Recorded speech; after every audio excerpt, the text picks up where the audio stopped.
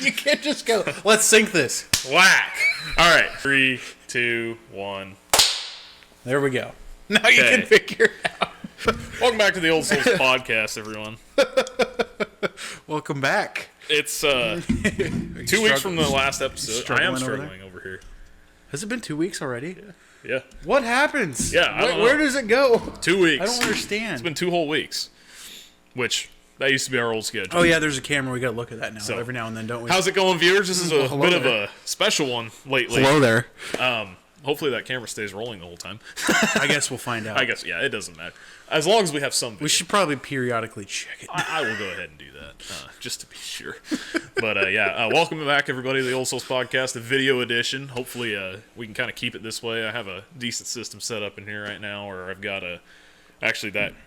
you guys are hooked up to a... Didn't we do an actual camera? We had the and that was a pain. Sony PowerShot. Yeah, and it wouldn't... It ran out of video. It ran out of memory or the storage. first time it ran out of storage. The second time, it ran out of battery. That's the issue with that one, was it? And that one, it was a Sony, so you have to take the battery out and put it on a charger. You can't just leave it plugged in to keep power going. Ew, that's gross. Yeah, I know. So usually those are for like stuff like we do in here. That's what we used to, or what we still use it for, is like stuff in here where it's short. You get it out, take a clip, and put it away.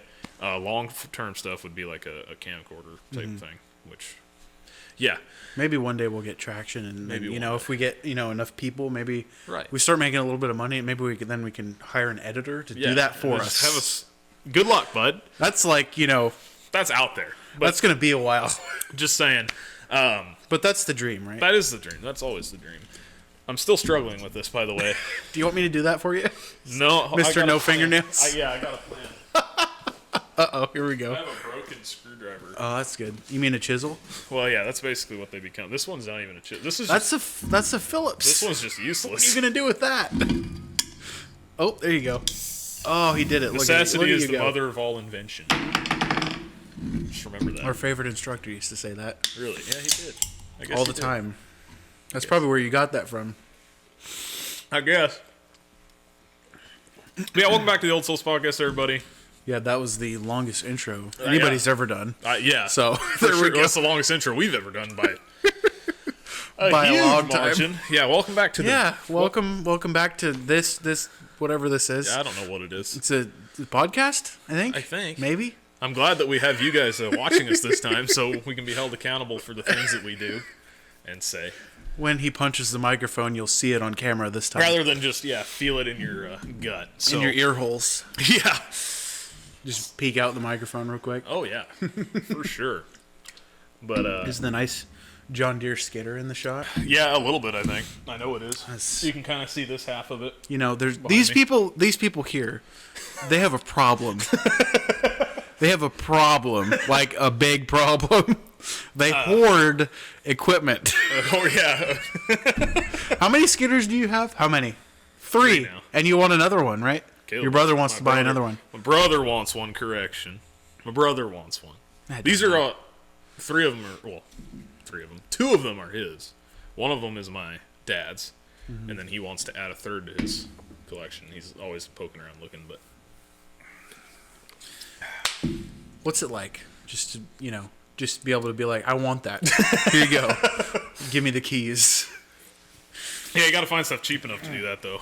Yeah, that's the thing. It's like, that was cheap because it was an estate sale, and the guy passed away. So, was that the one with the tires, or was that one of the Garretts? That was one of the Garretts. One of the Garretts. 21. The 21. Yeah, we had to do tire swapping, so we had to go to there's a little junkyard / old equipment resale place called Mountain Tree LLC, and they are I don't know if this is publicized, but they're a subsidiary of Cascade Trader. Huh, interesting.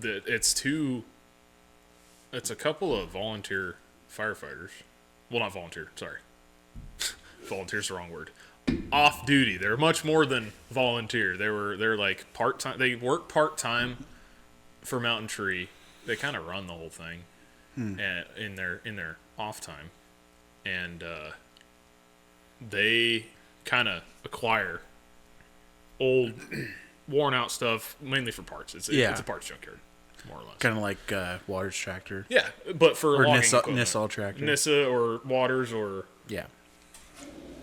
insert. There's the furnace. Can you be quiet? Why you gotta be so loud? It can be quiet, as a matter of fact. Why you gotta be so loud over there? Probably just peek the microphone. Oops. No. Sorry about your eardrums. Yeah, Sorry about that. it's 10 times funnier that way. But yeah, they think of your typical tractor equipment junkyards. It's that, but for forestry equipment. So Interesting. they got like bunchers and log loaders and all kinds of stuff out there. that, case in point. that thing right there. They had like 3 or 4 skidders. They still kind of keep bringing them in. They brought a decent looking Timberjack in the other day, but they kind of bring skidders in, and they had a couple Garretts. They were mostly in pieces, but one had good tires on it, better tires than his had, so we made a Yeah, you made a backdoor freaking kind of a backwater. backwater horse trade deal. We traded his tires. Tell me how this works. His Garrett tires, which were worse. But mainly you only buy them for the wheels at that point, because the wheels are worth something because they're special. But basically traded Garrett wheels for a set of slightly better tires with some cash on top too. But yeah, The good old barter system plus cash. oh yeah, plus add cash on top. Cash Yeah. on top always. Cash talks. That's one of those things. Money talks, yes. Money talks. Yes. So if you're looking out there at a piece of equipment and you think, man, I'd like to trade this guy, but he's not really, pulling through. Whip out a little cash. Say, I'll do this. That Might usually loosen up helps. a little bit. Yeah, that usually helps. Usually. No guarantees. No guarantees. There's a lot of people out there that would never part ways with the stuff that they have because there's value to it and stuff to them. Yeah, sentimental value is a lot of. Yes. That's a big thing, so that's fine. But yeah. I like the wire tie exhaust. That's pretty fancy. Yeah. Probably can't see that, but Well, they might be able to. they've got like what? That's like mechanics wire or something. Basically.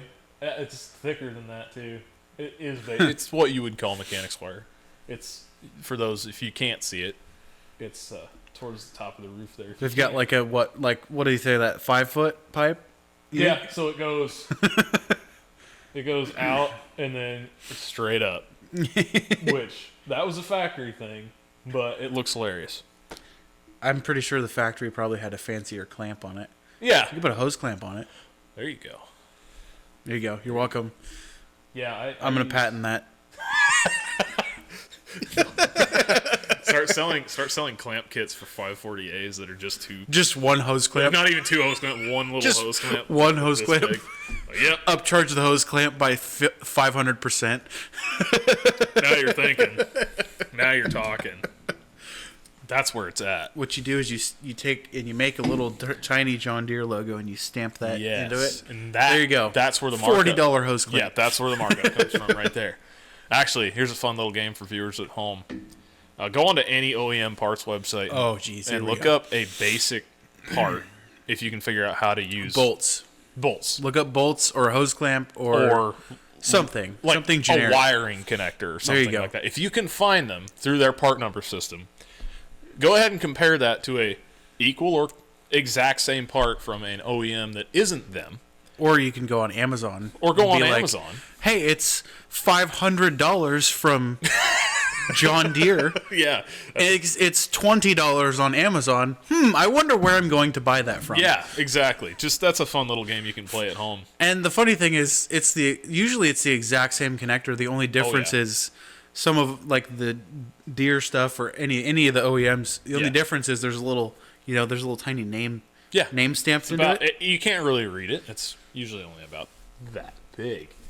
And but- then they can upcharge many much dollars for that. Oh, which is stupid. Yeah, a ridiculous amount, and they do it all the time. Every OEM out there has a OEM version of a generic part That is worth a lot more. that is to them worth a lot more. Yeah, so, because it has their name stamped on it. Exactly. For some reason, that's worth more. and because of that. that's the other thing that I found funny. There's an inverse effect with tools. If you go and you look at a Cat 3/8 drive ratchet, and then you look at a previous generation Snap-on ratchet, you will find that they are identical. Uh-oh. Came from the same manufacturer.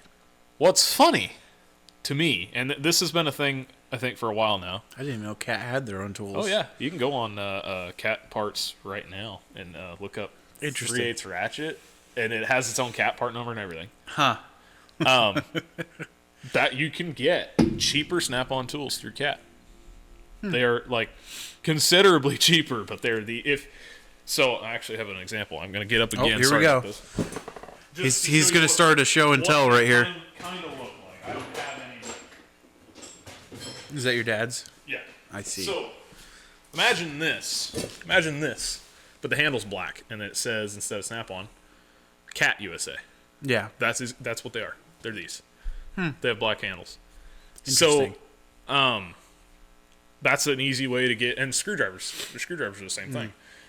Snap-on screwdrivers are really good. I have a set of those up there too. You mean chisels? Yeah. Wait, I mean Punches. punches. Chisels, Oh, I mean screwdrivers. Sorry. Center punch. Yeah, I mean screwdriver. That's a center punch right there. It is now. It is now. Yeah. Now that you can get to the metal. Yeah. This again. Buy quality tools. Don't buy this. What is junk. that? This is Craftsman. Chinesium? Yeah, The this newer is Craftsman this is the stuff? newer Yeah. one. Don't. I actually bought, you could still get the old style ones with the clear handles. You can still get those, and they're still made in I the should've USA. bought that instead of this. You can get them at Home Depot This or Lowe's, one of them. this Anyway.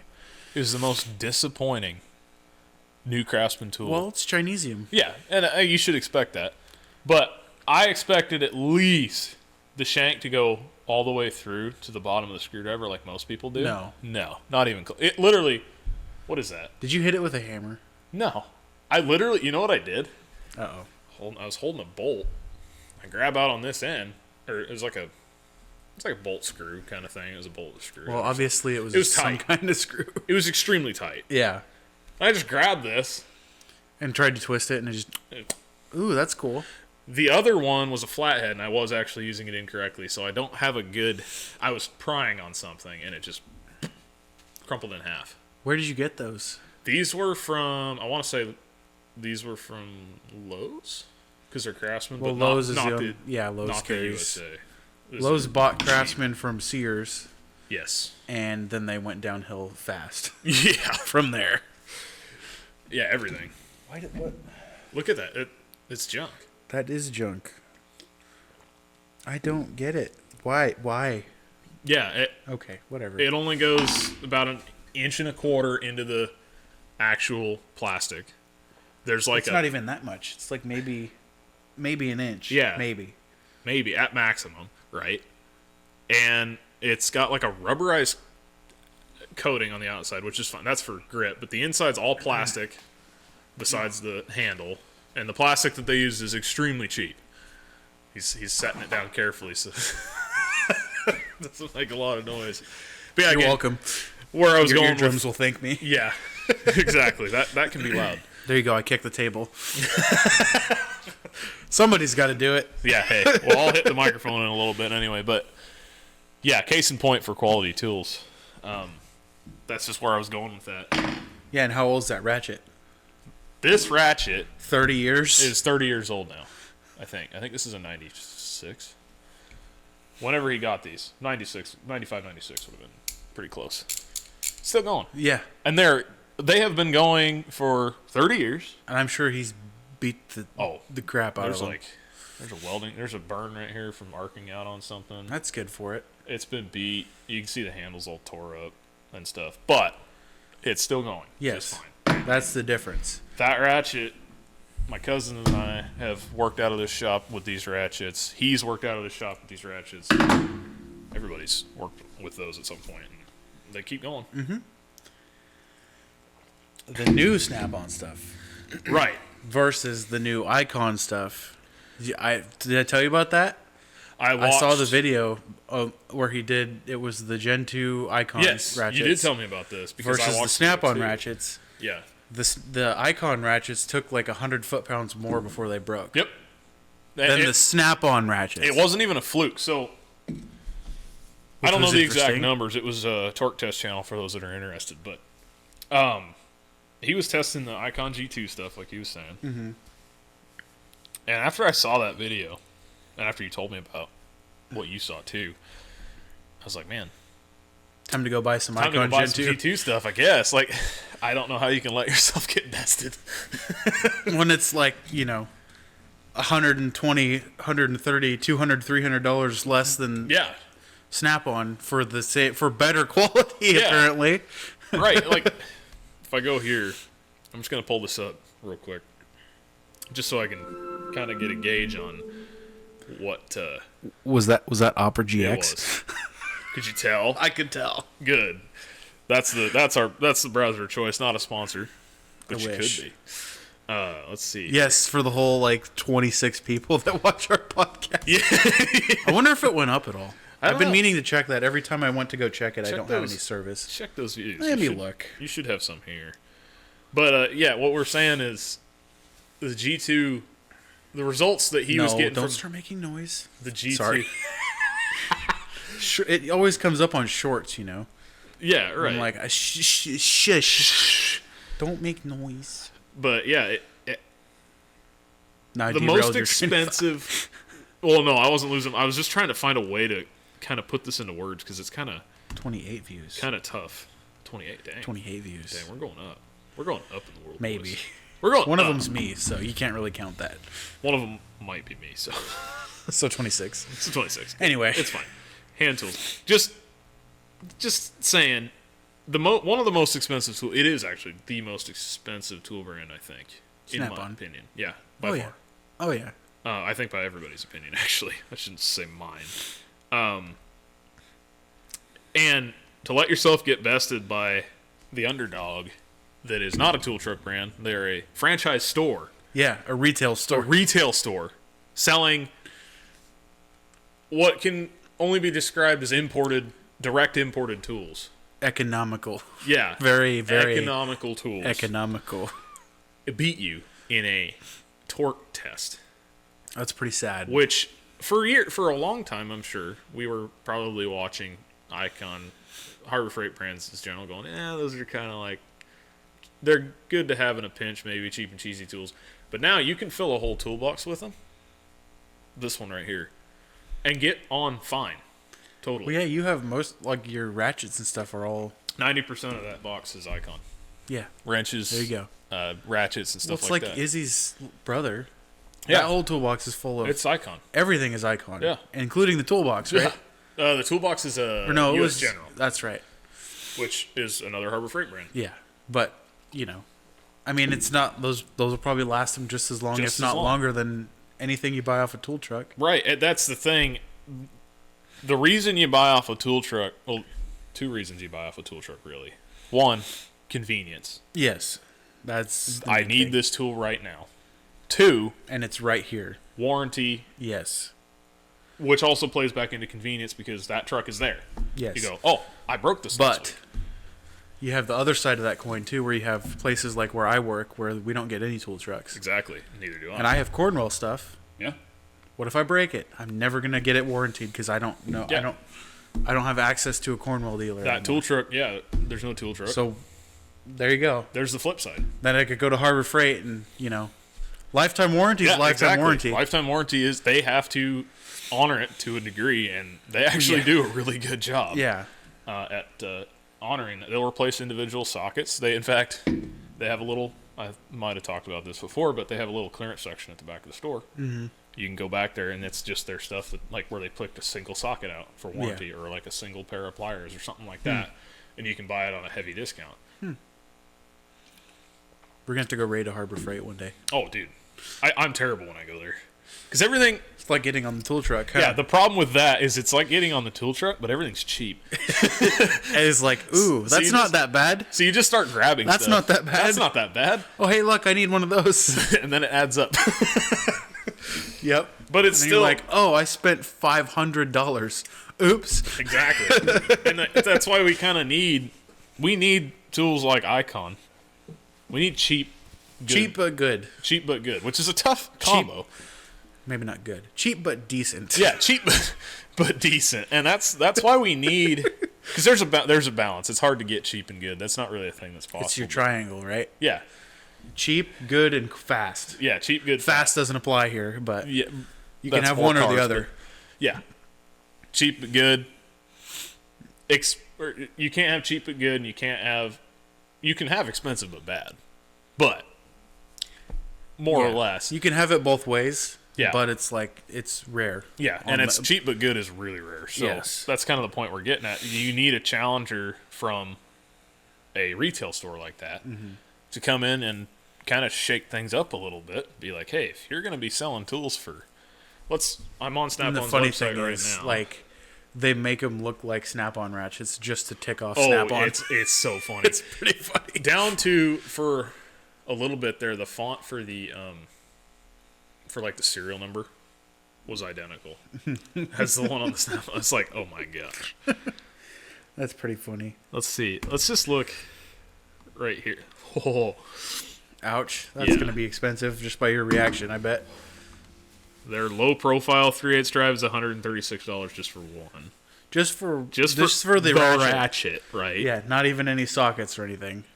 Their soft handle and solid handle flex head is $145. $166 for the soft handle. Ooh. It gets expensive. The hard grip, so that style, $224 Jeez. for one. Why? Why is it so expensive? I don't know. I don't get it. And that's the thing. We need challengers. We need Icon because what they're going to do. That's capitalism, man. Yeah, That's how it works. That's how it's always worked. You need competition, and if your Yeah, competition, you freaking communists. yeah, that's right. Stop. Remember, if you're a communist, you shouldn't be here. You also shouldn't be listening to this podcast. Yeah, I don't know. I don't know why you would I don't even know be why here. you'd be here, but Let's just go ahead and look at an Icon equivalent G2. Here we go. This will be good. I just want to. They're not like us. They're still. Okay, never mind. They're actually quite a bit cheaper. $70 for a 14-inch long comfort grip 3/8 drive flex head is $70 in a Gen 2 Versus Snap-on for the same 100 thing. It's over $100.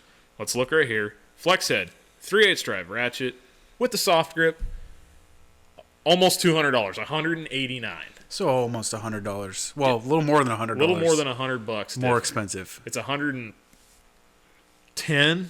give or take, dollars more. I'm pulling at you and chewing on my finger. Yeah, come on now.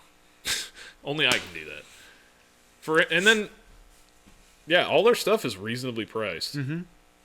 Their standard previous, they're still kind of selling their previous gen stuff until it's gone. So a previous gen right now is $43 for a soft grip, for a 3/8 drive soft grip. It's ridiculous. It's crazy to me. And yeah, they can. One can tout, yes, Snap-on's made in the USA. That's awesome, right? But numbers don't lie. Yeah. Tests don't lie. Tests don't lie. Independent tests don't lie. Torque Test Channel is independent. They buy all those tools. The numbers don't lie. And if that's the case, then maybe they should step up their quality control. Maybe they should step up quality in general for the next generation. I mean, you could always make the head a little bit bigger Right. and stronger. Right. But of course, your trade-off is space efficiency. There's always trade-offs to everything. But Yes. at the same time, When you're getting beat by Harbor Freight, You need to do something. you got to do something I'm just saying. You can't let that repeatedly because the stubby ratchet was the same. Oh, yeah. No, they were, like, he tested the different lengths and Yes. stuff. They were all the same. It's insane. Snap-on got beat by Icon. Which I didn't think we'd ever be saying. Nope, but it did. That happened. It happened. Just saying, guys. That being said, Christmas time's coming up. Holidays in general are coming up. Yeah. Harbor Freight's a good store.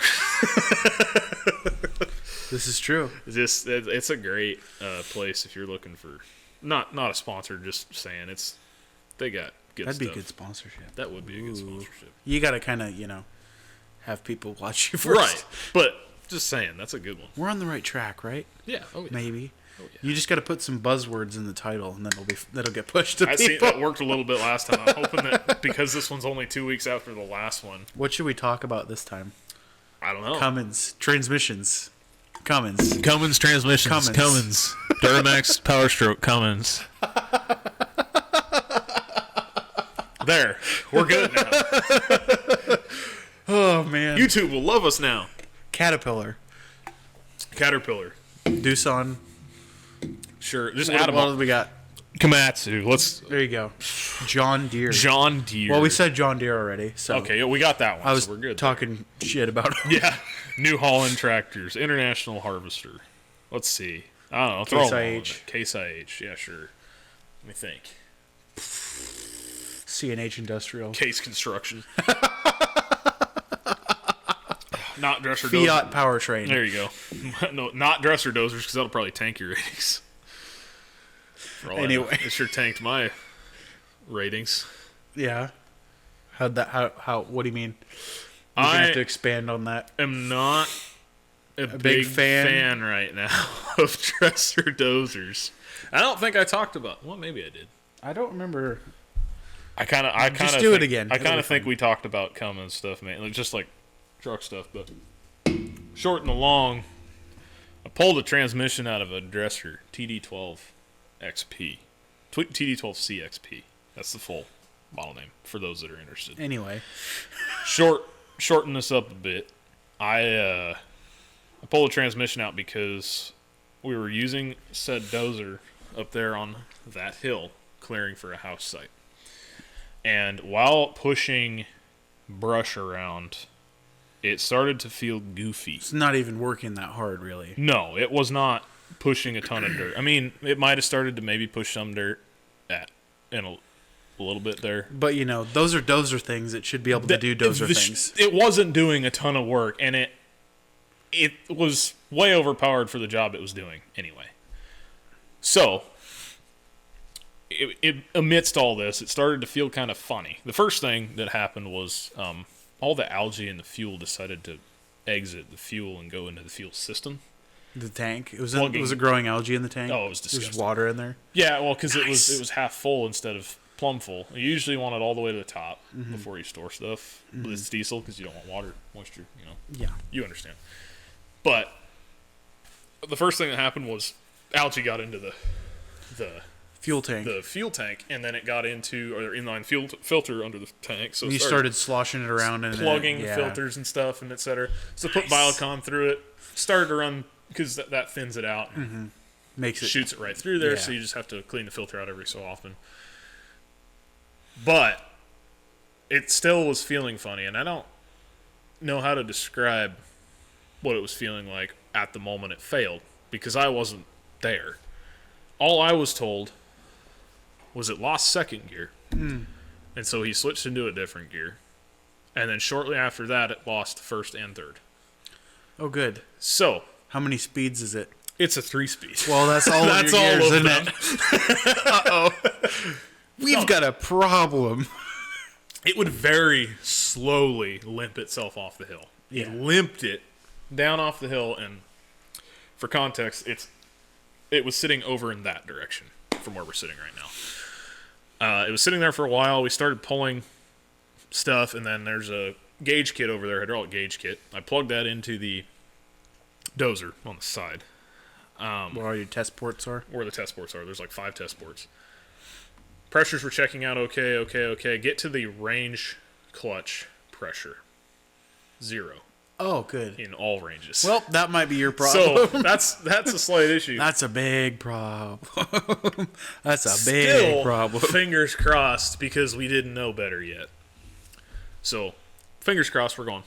Maybe it's just a valve. Maybe. Doubt. It was not a valve. It was not a valve. First thing I did, so I started pulling the service truck up here early to mid October. Pulling it up here and starting to take parts off of it to begin further, deeper diagnosis. Is it up there in the shed still? It is up there in the shed. Did you put it back together yet? No. No? You haven't got parts It yet? is sitting in stasis until we can get transmission parts. Good. We can get them according to Modern Machinery, which is a Komatsu dealer. According to Modern, they say that they can possibly get those parts. As a matter of fact. Okay. Which before, so we called the guy, we'll get to this in a second. So I'll explain all this in a You minute. called him and he was like, ew, gross. That's No. like 30 years old. Get out of here. It's like the one guy you call. So it's when Tim Fry, which I can say his name because he's well known, from Cascade Trader, Oh, Cascade Trader. tells you, hey, you gotta check with this guy. He's really good. You typically call that guy first because he's probably pretty good. Yeah. But when the first news you hear over the phone is, ooh, that might be a tough one to get parts for. Ooh, that's not good at all. Something along that effect. The conversation, I don't know how the conversation went, but what I got from it was the one guy that might have parts is in Tennessee from him because he didn't check with Modern, which is an interesting thing. But yeah, I'll get to that in a minute. Short story long, it loses all of its gears.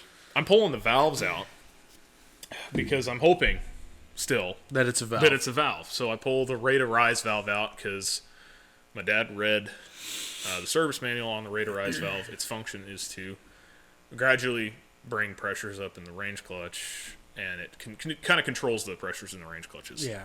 So he figures naturally that's where you go next because that's the next easiest part. So I'm pulling this whole thing apart. I've got the roof off. I pulled the roof off, pulled the seat off, which includes the seat. I pulled the seat off, then the base. So the seat's right now it's ratchet strapped to the cage because you cannot. That seat is so heavy you cannot get it out of that machine without a crane. That's awesome. So right now I just limped it up onto the hydraulic tank, ratchet strapped it to the back of the cage. It's good for your spine. Oh, it's awesome. It's just so awkward. It's not necessarily that it's like extremely heavy. It's just super awkward to hold. So I just shoved it up there and ratchet strapped it and pulled the batteries out, battery tray, just to get down to this valve. Pull the valve off. The valve looks perfectly clean. Take it back to the shop down there. Pull it apart. Everything looks fine. There's nothing wrong with this valve. So this can't be good. Process of elimination. Yeah. He goes, you should probably check the transmission strainer just in case. And I was like, well, that probably should have been the first thing I did. But we didn't know it was going to be the transmission, so naturally this is where you go next. So I was like, all right, I'll do that. So I go over here, back up to the machine. I get some tools out, pull the 4 bolts that hold the strainer cover on. Mm-hmm. The first thing I see when I pull that strainer cover is a bunch of glitter collected around the magnets on the strainer. Ooh, that's bad. That's very bad. Like when I say a lot of glitter, I mean a ton. Like horrible amount. Ooh. Like catastrophic. I was like, she's making metal that somewhere. shouldn't be. That's not good. That's very bad. So I have a little drain pan thing. I pour it out. Most of it stuck to the little magnets on each corner of said strainer. So that's fine. The strainer did what it was supposed to do, which is good. So now I know. Time to pull the transmission. So I start doing all that. As I'm pulling the pump hose, this is the first real sign that something went really wrong. Ooh. I pull the main pump hose off of the front pump that goes to the transmission. As I pull said pump hose off, there's another strainer inside this. It's a cone strainer. Mm-hmm. Pull it out, there's big shards of metal. I'm like, that ain't good. Ooh. I set that down, and I pick the hose up, and I hear rattling metal rolling down the hose. I went, oh, no. oh, oh, that's no. not good. Yeah, that's that, bad. my friend, is bad transmission. So, just spent forever. Oh, no. That's tore terrible. all the hoses off of everything. That's fun. Oh, it was such a good time. Pulled the hoses off of everything. Torque converter hose, everything. Ooh. Marked them all. It has only 3 bolts holding the transmission on. They are Gigantic. that big around. And the head What is... are they, like inch and a half? Yeah, they're inch and a half. Nice. They're big. Good so one. I pull the 3 bolts that hold it off. I've got it supported by the service truck crane. Drop it onto a piece of plywood so I can wiggle it out. And actually, I ended up using a digging bar. I could shove it in one of the bolt holes, and it just walks itself right out. Well, that's good. At least So, you that had part was enough easy. room underneath the thing to get it out. It's quite a lot of room under that dozer. I had to... Did you have to jack it up The at all? most fun part, yes. Jacking up tracked stuff is always fun. It is. It's super fun. Such a pain. That machine, I had a 30-ton bottle jack. I had to sit there, pump, put some blocks under it, release, put a different block under the bottle jack, pump. Yeah. It probably took a solid half hour to get this thing up in the air high Yep. enough, because it is not high enough clearance to get that. That transmission is about that tall. Yeah, I And saw the it. machine's about Yeah. that tall. So I had to get it up high enough in the air, wiggle it out. Well, I didn't see it at the time, but as soon as I got it up on the bench down at the shop, I noticed the output shaft is touching the bottom of the bore that it sits in. And I went, that's very bad. that's not right. That can't be right. So I'm looking at it, That and I shouldn't grab be like I grab that. a bar just out of curiosity, and sure enough, you can like wiggle the output. Dunk, dunk, dunk. Yeah. There you And go. I look kicked it again. closer with a light, and I like squint my eyes. What's left of the inner race of a cone bearing is still in there. The outer race is still in there, but severely damaged. The inner race is about 3/4 there. There's just a quarter of it missing somewhere. That's good for I was like, everything. where did that go? There was supposed to be a bearing there. So we spent... The cage and the rollers were gone. Oh, yeah. They were all in the just bottom of the transmission. Gone. Yeah. So we pull the case off. Yeah, you know it's good when you pull a bearing apart and the rollers, you know they're supposed to be a cylinder. They're square. Yeah. That's not what they're supposed to They look are like. a square. They're a rectangle. Rectangular prism. They're no longer round.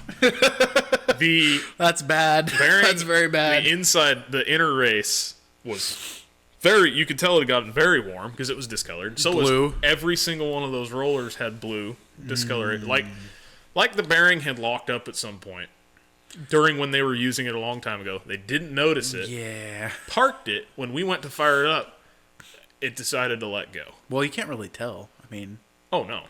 you got a machine that's putting That- X amount of torque through it. And the bearing stops. It's not going to It's stop. not going to stop the bearing. Bad the things are bearing's going not to to stop the transmission, that's for sure.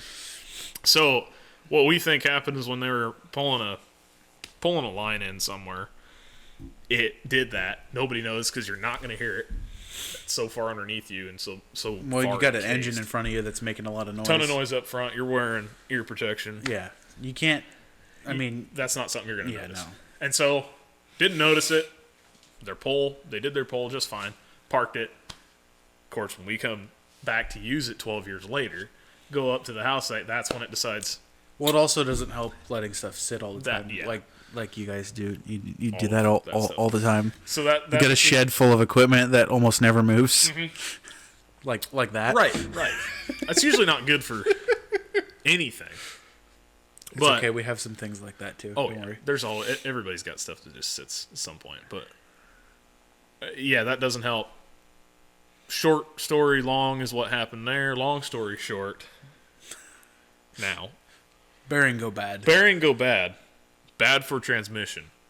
All the metal went into like every clutch pack. The clutch packs probably would be okay, except now they have metal impregnated into them, so Might as well just do we're it. replacing them. Steel's got to be replaced. So the reason it lost the gears. This is why this is relevant. Yes. This is why the tangent we went on was relevant. Yes, the reason it lost the gears is because the bearing dropped when it failed. The whole shaft dropped. There's a little piston on the end that's your power shift. It has ports in it and little ring seals around each section Yep. for each gear. Isn't there 3 of them? There's 3. Yeah. So there's 1, 2, and 3. First, second, and third. Pressure will go into each one depending on what valve, Yeah. what part of the valve you have selected. What happened was the bearing let go So this now was riding on the bottom of the bore, chewing away at the bore outer race. There's grooves in the bore, isn't there? Pretty good. In the piston's bore for the power shift, there are huge grooves now in this bore from it riding in the bottom. It was riding like that for long enough to do that. It was still shifting right up until he was up there when number ones let go. Seal went out. The seal let go, and then first and third let go shortly after because it was sitting there riding on metal. Nothing. Yeah, nothing. Literally just No seal at all. Just grinding so the hell seal, out of itself. the That's seals, awesome. you can see pieces of seal. They were jammed inside the bearing pieces that were in there. They were jammed inside parts of the other stuff. It let go. Pretty catastrophic. Yeah, that's not good. It's not even a little good. Not even that. My turn. I'm going to explain why you're trying to get parts from a Komatsu dealer. Yes. Because Please. they might not know that. So, International Harvester made construction equipment a very long time ago because, that's what you do. Yeah. When you own a tractor company, you got to make construction and forestry equipment. Yeah. And then, everybody went on strike, and International Harvester ran out of money, so they had to start selling pieces. The first piece to be sold was the construction side, which was bought by Dresser Industries, which then turned into Komatsu. So that's why he's trying to find parts from a Komatsu dealer. Yeah, hopefully that makes more We've probably sense. talked about that before, but we have, but That's good this to is drive relevant to home. the story we're talking about. that's good. A good point to drive home. Dresser. Somebody's like, Dresser? That's Komatsu. not the same thing. Well, kind of. The funniest part. It's like a Datsun Nissan thing. Yes, it's the same exactly same thing. the same thing as that, and that's what I find very funny is International Harvester released. I forget what year it was, but I had a little video saved on my computer. It was a sales video from International Harvester about their TD25 dozer, which is their big one. They were talking about, and in the intro he talks about. He goes, Datsun, Toyota, whatever. He goes, these are the car companies from overseas that are posing a threat to the American car industry as of right now. We face the same threats here in the dozer industry from people like Komatsu. That didn't age very well. That's ironic. Yeah, that didn't age very well. It was an entire video about the Komatsu equivalent against the TD25. So was Dresser its own company? Yes. Did they get bought by Komatsu then? Yes. Bought out? As far as I can tell. I see. Or Dresser sold that line to Komatsu. I'm not sure how this ended up. All I know is It went Dresser- from International Harvester and now it's Komatsu. now it's Komatsu. That's what he wanted to say. Yes. But it's funny because That guy was talking about the same thing. Yeah, he was. They were back in the day. They were creating a thing for people to try and sell TD25s. To try and get people to not buy the Komatsu, yeah. buy American. Yes. Then Komatsu happens to be the one to end up owning that line later on, which is stings a little bit. Yeah. Well, International never should have gone out of business. It was that one CEO that was who ran it into the ground. Yeah, for sure. That's why my tractor. That's why the front end isn't cast iron anymore, and the headlight piece is plastic, and the grill's plastic. They started doing that. There's I notice a lot of things like that on my tractor. 77, 76, 77, they started Yeah. doing stuff like that. They went away from cast aluminum grills and stuff to plastic, and shortly thereafter the quality took a downturn. Yep, because they were trying to, it was typical NBA holder or BA. Anyway, business degree holder. Yeah. There you go. I'll say that. Typical guy with your business degree. Who's never actually built anything, Mm-hmm. who wants to come out and take over a company, and Yeah. their whole job is to increase profit margins by doing whatever they deem necessary to do so. Right. And what he deemed necessary was to cheap everything out Oh, yeah. and 100%. not pay people what they're worth. So, typical corporate greed. Yeah, and then that corporate greed Got the company killed. Yep. Because we've talked about this before too, but yes, you can go back and listen to previous podcasts if you want to about this, but this is relevant to what we were just talking about. Then they had a CEO that tried to bring it back, and he was doing good for a while there, but they didn't have the money anymore. They bled too much. Yeah, they didn't have the capital anymore. And then that big strike happened in like 81 or 82, whenever that was. 80, the whole 81, company 82. went on strike, basically. Yep. And If you then, don't if you can't build stuff and sell it, which is the part I always find ironic, is like the people that were striking for higher wages sort of, eliminated their jobs. Yeah, because the company didn't have money. So Yeah. the company then proceeded to close. What was it like? It was, I don't know if it was Rock Island or not, but it was one of the I'd have to look at that. one of the plants, one of the big tractor plants, I think, There goes again. because Sorry about that. the people, the assembly line workers that were building the tractors were part of the UAW. Yeah, So they went on strike, and then guess what happened? they lost. They their job. lost their jobs because Harvester had to close that plant because they had no money. And then when you go on strike, you have even less money because Fort Wayne, the heavy truck plant, was it was trucks? closed in Okay. Fort Wayne in '82. That might be the one. However, I I'm thinking need to look at the page for this because that's that. of. Sad. It is Very, sad. Very And sad. it's just mismanagement. That's just kind of what I can't have any nice things. the spring. That's like kind Sorry, of the ADHD took over for a second. I'm a special boy. yeah. So am I. That's why we get along so well. Their finances were at their lowest ever in 1981. Yeah. Now this is according to Wikipedia, so take it with a grain of salt. But I think the people that tend to There's nothing document political this- about it, so they're not going to twist tends it. to be exactly. It tends to be pretty well documented. It says actually pretty interesting. Let's see. It involved the sale of the company's Payline division of construction equipment to Dresser Industries. Yep, that one. Further assets were sold to Tenneco in '84. So '82, it says they began plans to sell off their construction stuff. So that was the first thing. And then So they in sold 84, off the construction equipment. not trucks. Trucks wasn't sold off till later, I don't think. No, because the trucks never were sold off. Right. Remember? Because they sold the construction equipment to Dresser, and then they sold the the ag Tenneco. division to Tenneco. So technically, Navistar International is technically Well, International Harvester. What's left of it? Truck and engine divisions remained in 1986. Harvester Yeah. changed the corporate name to Navistar International Corporation. So they are technically international, but they are nowhere near the quality that International No. Harvester name represented. No, and they're Not even close. nowhere near the might or anything that they used to have before.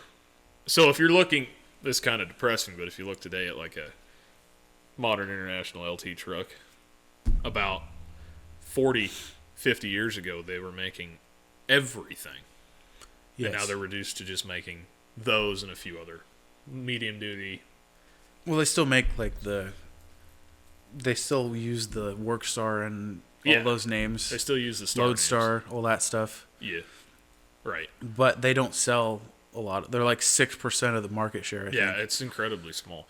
I think Freightliner has the most. If I remember right, it was 55. Freightliner and then Peterbilt and Kenworth were In behind them. 2023 or 2024, according to an employee at Freightliner, not the Freightliner Northwest dealership, they had 55% of the market share, Which is a lot. which is insane to own that much It makes sense though of a because chunk. most of the trucks that exist are over the road because Yeah, freight. and if you can get good at making cheap and efficient, then yeah, that's all you need to do to sell. Freightliner owns the roads. PACCAR They own the woods. Freightliner owns the roads. PACCAR owns the vocational, Yeah, the woods. which is why they Stuff like don't that. sell as many trucks because They don't have to really. they don't have to because they make decent trucks. And they also make a Well, like our Izzy at Cal Yeah. Portland, all their trucks are Kenworth. Kenworth. Pretty much. You don't- Most of them. Like he has Like he said, they have a Volvo or whatever. Yeah, but like that 90% of them are T880s, pretty much. you're gonna see that. You're not gonna see. All the mixers, at least. You might see it every once in a while, but you're rarely gonna see a Freightliner mixer truck. Unless you work at Corliss Resources Incorporated, where they still run like 1998 Mac RDs with MP7s in them. Man, there was nothing wrong with Macs. They were good trucks. Mark was like, those things gotta have at least a couple million miles on them by now. Because he said they didn't even used to deck the blocks. They used to just, when they'd blow a head gasket, they'd just buy a reman head, slap a head gasket in it, and put it back together. Just Go. get back on the road. Oh my gosh. They'd do frame rails and all that stuff, and then they'd put another drop axle on them so they could put a bigger barrel on the mixer. Just it's an MP7. Run It's going to go even slower now. Yeah. You can say that again. Run it till it's dead. And then put a new engine in it and keep going. Keep going. He said they all used to have the Maxi Torque Mac transmissions in them. Yeah. And then when they realized that those were junk, they would they'd put an 18-speed Eaton in it. Yeah. And then call it good. Hey, you can do whatever you want with a truck. Just saying. I just thought that was funny. Like, Oh yeah. they're still running most of their, like, they have a couple T880s. A couple. But like The rest of them are all nice. the rest are all Mac RDs. Yeah. Make do with what you got, I guess. If it works, it works. If right? it works, I guess. I mean, that's a pretty funny thing there. Both of our dump trucks are T880s, and then we've got like a couple T800s. Yeah. We really don't have that many trucks all together. Yeah, we have 2 dump trucks, the hook truck, 108, and if you want to count the T800B that's in the yard, that really should just go away. Yeah. But Yeah. that's it. That's it. 5 trucks. Yeah. We have more automotive stuff than we do Right. heavy. And that's And we have a lot of equipment. typical. We have a lot of Yeah.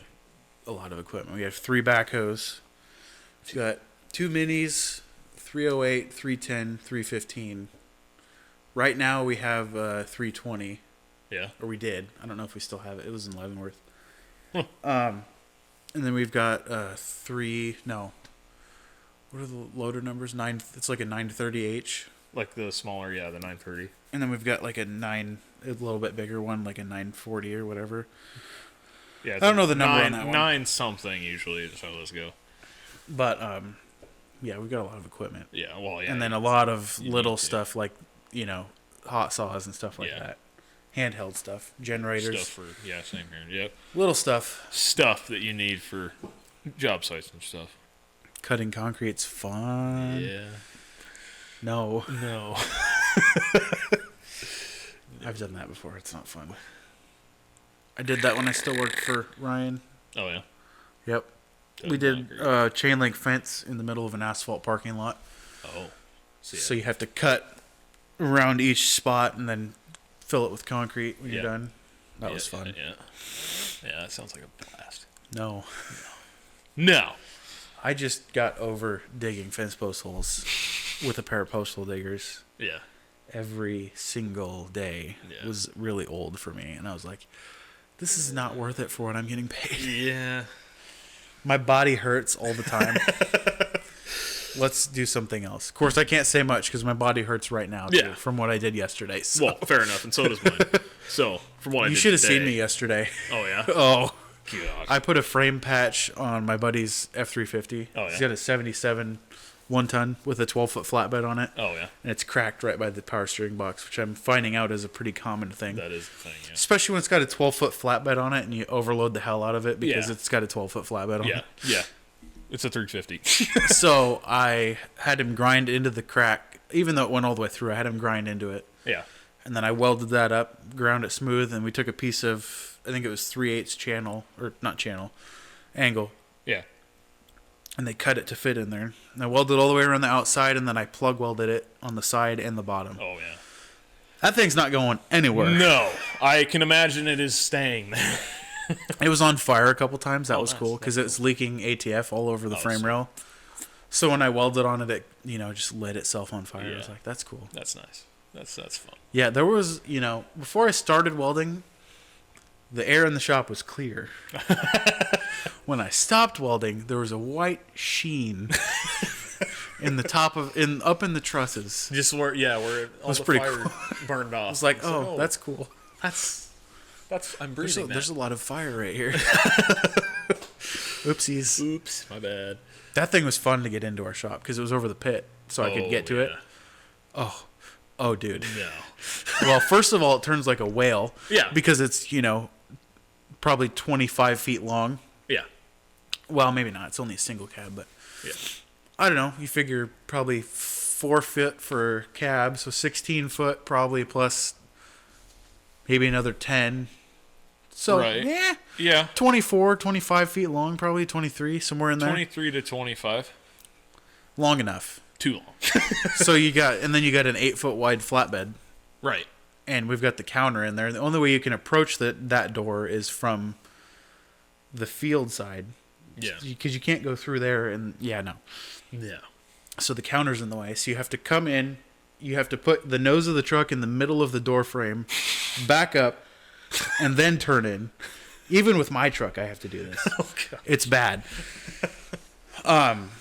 But anyway, so he came in there and he had an inch from the counter, Yeah. and then he had maybe 4 inches on the flatbed on the other side of the door frame.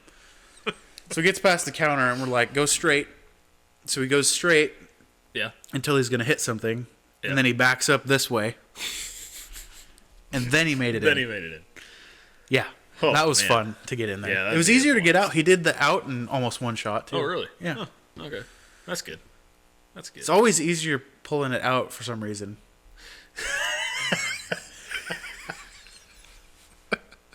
I didn't even see where I was going with that until you child. smiled. You You child. did it. You started Okay. it. I know. I That started. one was That's your my fault. bad. That's my bad.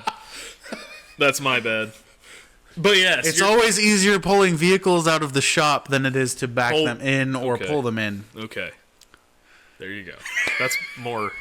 Anyway. It's more better. Anyway. Anyway, It's fine. it's fine. Don't talk about it. Short story long. It's Yeah. hard to get stuff in our shop. Yeah, it's. Over the pit, anyway. Yeah, I get it. Yeah. I get it. That base Fun stuff. messed up. Yeah. I got the service truck in there. Oh, you did. It's easier to get in there than my truck. You want to know why? Shorter. Because it turns better than my truck does. That's pretty sad. It's just It's longer, I think. But, Probably, Well, yeah. the body's 12 feet. Yeah, it's probably My 12 truck's foot plus 20, another- 21, 22 foot. It's probably either close to the same length or that truck's a little bit longer. But that one would turn circles around my pickup. Easy. The service truck I'm talking about, for those of you that are watching out this, there. it's outside. It's a T300 Kenworth. Yeah, it's not. We're not talking about a pickup. With a 12-foot service body on it, and the bumper's about a foot. So I think it's 12 feet altogether with the body and the bumper. Yeah, T300 Kenworth. a truck. So mini semi, basically. yeah, that's what it is. Turns better than my 2005 F350. Extended. Let that sink in for a minute. Just I will never get over that. it's funny. It's hilarious. And Because I usually come into my grandparents' place, so there's a straight driveway, yep. and then I turn right at the barn, and Yeah. I come around and I park on their pad right there. Yeah. This way. I can turn sharper with that thing than with my pickup. My pickup barely makes that. If my grandma's got a hose My laying on the gosh. driveway, I run that thing over. Yeah, because Even with almost touching the barn on this side, gosh, and with the wheel cranked all the way, I will run that hose over every time. That thing, miles, dude, miles. clears it easy. It's pretty sad. That's pretty sad. That's just actually sad. T300s turn real well. Oh yeah, they apparently. turn sharp, dude. That one up there with the 20-foot long Oh, yeah. bed on it. Oh, yeah. You can turn it about around like zero-turn lawnmower almost. Probably turns better than my truck does too. Probably. Turns better than my 89. Be curious- That thing oh, turns yeah. worse than my 05 But does. any of those trucks from 87 till Dana 60. 97, they're all the 4-door long bed trucks, they all turn the They same. turn like land yachts, dude. Like a They're school bus. horrible. It's insane. It's so bad. Yeah. Dude, even... How does your truck turn? Oh, it's good. It's still a land yacht, but you got... Better than It's... your square body did. I didn't think for a while, because it was a single cab, I was like, man, this turned just fine. No, Nope. it didn't turn at all. Nope. It turned when you would look at the truck on the outside, I'd go, yeah, I'm full crank, and people would look at it and go, what? Because it's like this. Yep. It didn't. It had Well, no yours steering. was big tires. That's the Yeah, main it thing had they did on 35s too. that. Yeah, and that'll do it. it did not help. You got to put that screw out a little bit, stop it. Yeah, Yeah. should have done that in hindsight, but I never did. That's fine. It survived. Just let it rub. It survived. When it rubs, all you gotta do is let it go a little bit. Yeah, it's perfect. Oh yeah, well hold on, just gotta let the wheel go a little. Oops. Oopsies. When you bottom out the suspension and it's rubbing the top of the fender, it's pretty good. Yeah. Yep. It's good for it. Oh yeah, It's fine. No, that's totally Just ignore it. It's fine. the desired factory outcome in that situation. Is rubbing the top of the fender. That's what you need. It'll self clear. Is all I'm saying. The tire will wear in. Yeah. Not the truck. The tire will wear in. Cut a groove Well, I in the mean, it is tire. a Chevy, so Yeah. you hit it hard enough, it'll probably just fall off. It also won't be the top of the fender. It'll be the outsides because they're square. So the tire will just hit the front or the back of the fender first. And it's so rusty that it'll just fall off. Just blow the side out or something. I Oh, don't know. good old Chevrolet. Yeah. At least that truck wasn't rusty. That was a good find, I guess. Kind of like how the rain gutters in your Oh yeah, we don't talk Your about cat the eye? gutters in that truck that right was now. that's pretty good, huh? Those are. Are they still just the best, or did you fix it? Oh no, I fixed it. You fixed it, fixed or it. did you fix it? I think I wire brushed them or wire wheeled them, and cleaned them up and hit them with some sealant of some kind.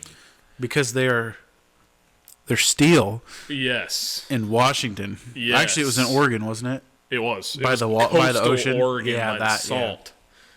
It's for Yeah. the last, I think he said like 7 years, 4 years, something long enough Long to enough. affect it. Yeah. I still find grains of sand in carpet and things, and And you in- vacuumed it a lot. The last thing when I was cleaning out because none of the, the passenger rear dome light switch, which is a part of the door latch on these. You haven't fixed that yet? Oh no, I fixed it finally. Oh, did you? So I was cleaning when I first got it, only the passenger rear one worked. The other three did not. Because as I pulled them out and started cleaning them, there was so much sand and just corrosion inside those things. Nice. Because That's it was good. out on beach country, so it Yeah. got in everything. So I yeah. replaced two of them. I just cleaned up and they work perfect. Well, no, yeah, two of them. They're fine. And then the one on the one door quit working. The one on the driver's door quit working, so I replaced it. And then the window motor, because it was 20 years old, it decided that its back hurt and it was time to die.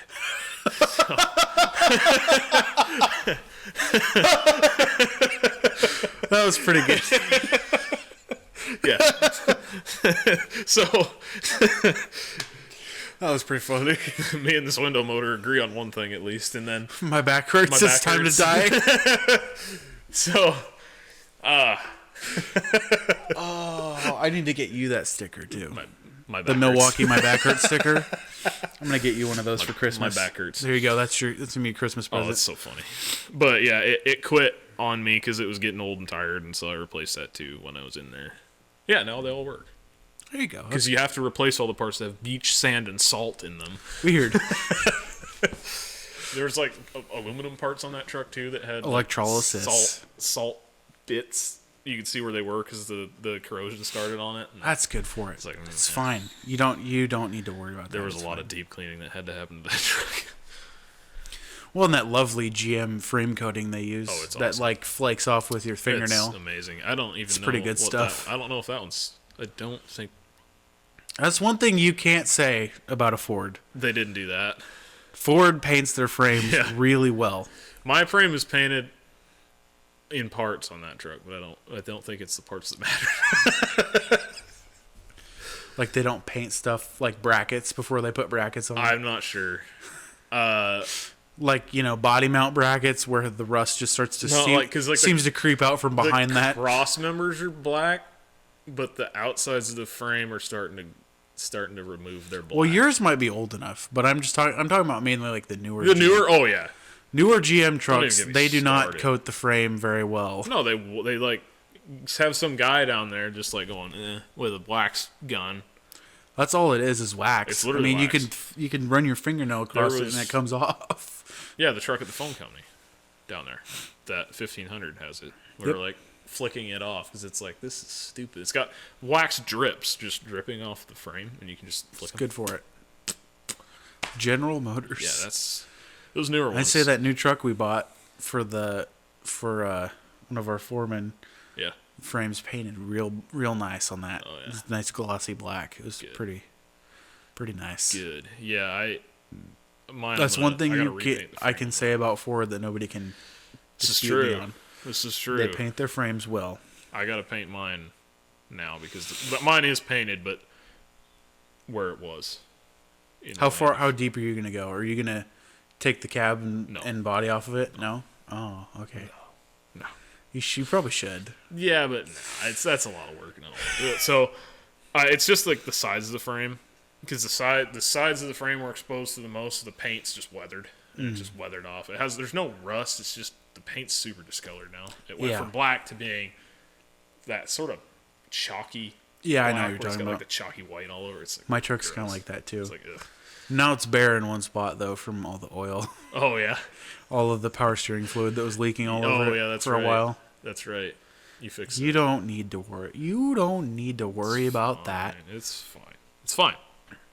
Oh yeah, so that truck that I was welding on, right? He also had me weld most of a bracket for clutch master cylinder. Oh yeah, because he's putting a ZF5 in it. Oh nice. So hydraulic clutch. Yeah. He bought a pedal assembly and he impressed me. I mean, he designed his own bracket for it and had me weld it to the side of the pedal assembly, where it's going to go through the firewall. Huh. Just to because he didn't want it just the firewall. No, that you want some kind of support. But he did the math and the measuring and all that stuff for how much throw he needs and all that stuff. Nice. I was impressed. Sweet. It was my buddy Gabe and my cousin both did a bead on this bracket, and they'd never welded before. Yeah. So, I mean, it was pretty good for never welding before. It was better than my first time. I know that. Oh yeah, probably better than mine.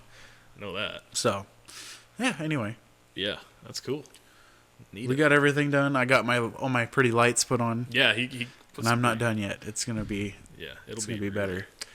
Put some sweet lights on that service truck out there for those wondering, and it looks good right now. It's got I put underglow on it. Yeah, that's what it is. That's what it is. It's LED underglow. It's orange on the sides, and it looks good. So fancy. It looks good. I like it.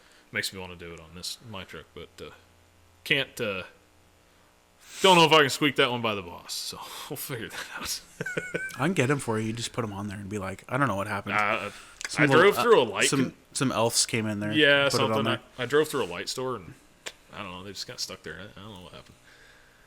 But my favorite part is how when they painted it, they didn't really prep the bottom of the boxes all that well. Oh yeah.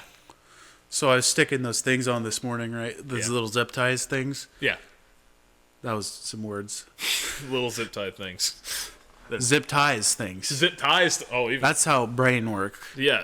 It's very good. Brain the work. Anyway, I peeled one, I stuck it there, and I went to cinch the zip tie down, and it goes. And so I cut it off, and I look at it, I'm like, oh, that's all the paint. Just green. This is cool. That's nice. Just that gray color. Yeah. I was like, oh, look at that. There's a little square right there where that thing was. That's cool. Usually with like repaints and stuff like that, like the bottoms of stuff doesn't really get all the attention. So you have that happen. It's fine. They're going to stay on there now. Oh, yeah. Well, they're going to get tested tomorrow. I get to go to Leavenworth in the morning again. So yeah, you'll find out. It was. My mom texted me earlier. Yeah. Mike's one of our friends anyway. One of our friends. Sorry, my brain I just had to control alt delete reboot my brain for a second. Don't mind me. Family friend is also who I work for. Texted my mom and said they want to have us over for dinner tomorrow night. Yeah. And yeah, my mom was like, yeah, I don't know what time Wyatt will be there because, you know, he's got to go Leavenworth in the morning. And Mike went, yep, I broke it. You're welcome. Yep, I was like, thanks, Mike. Thanks. Appreciate it. That's awesome. Appreciate it, Thanks, dude. bud. Awesome. So yeah, I'm going to leave it hopefully I actually leave at 3 a.m. this time. Yeah. So I, wake up and go. Yeah. Sometimes I plan on waking up and going at 3 a.m. and then it doesn't, and then I wake up and it's 5:30 and I'm like, yeah. Damn it. Yeah. Yeah, I get you Anyway, there. but yeah, it'd be nice to do that because then I got the hydraulic line that Mr. Weiss broke. Yeah. There's that. There's that. Thanks, Mike. Hi, bud. He'll never watch it. It's fine. Okay, good. There's that. There's one of the Foreman trucks needs an oil change. Yeah. The newest one. Yeah. So it's a 2024, I think. Oh. I think we bought that truck last year. Yep. Yeah. Guess how many miles this truck has on it in a year? I'm going to go safe guess 25,000. 35,000 miles In a year. in a year. Dang. You know why? Why? Dude that drives it lives in Aberdeen. Oh. that's Yes. a long ways. So no matter where we have jobs, it's a long drive for him. Yes. But at least he Rip. gets a company truck all the time.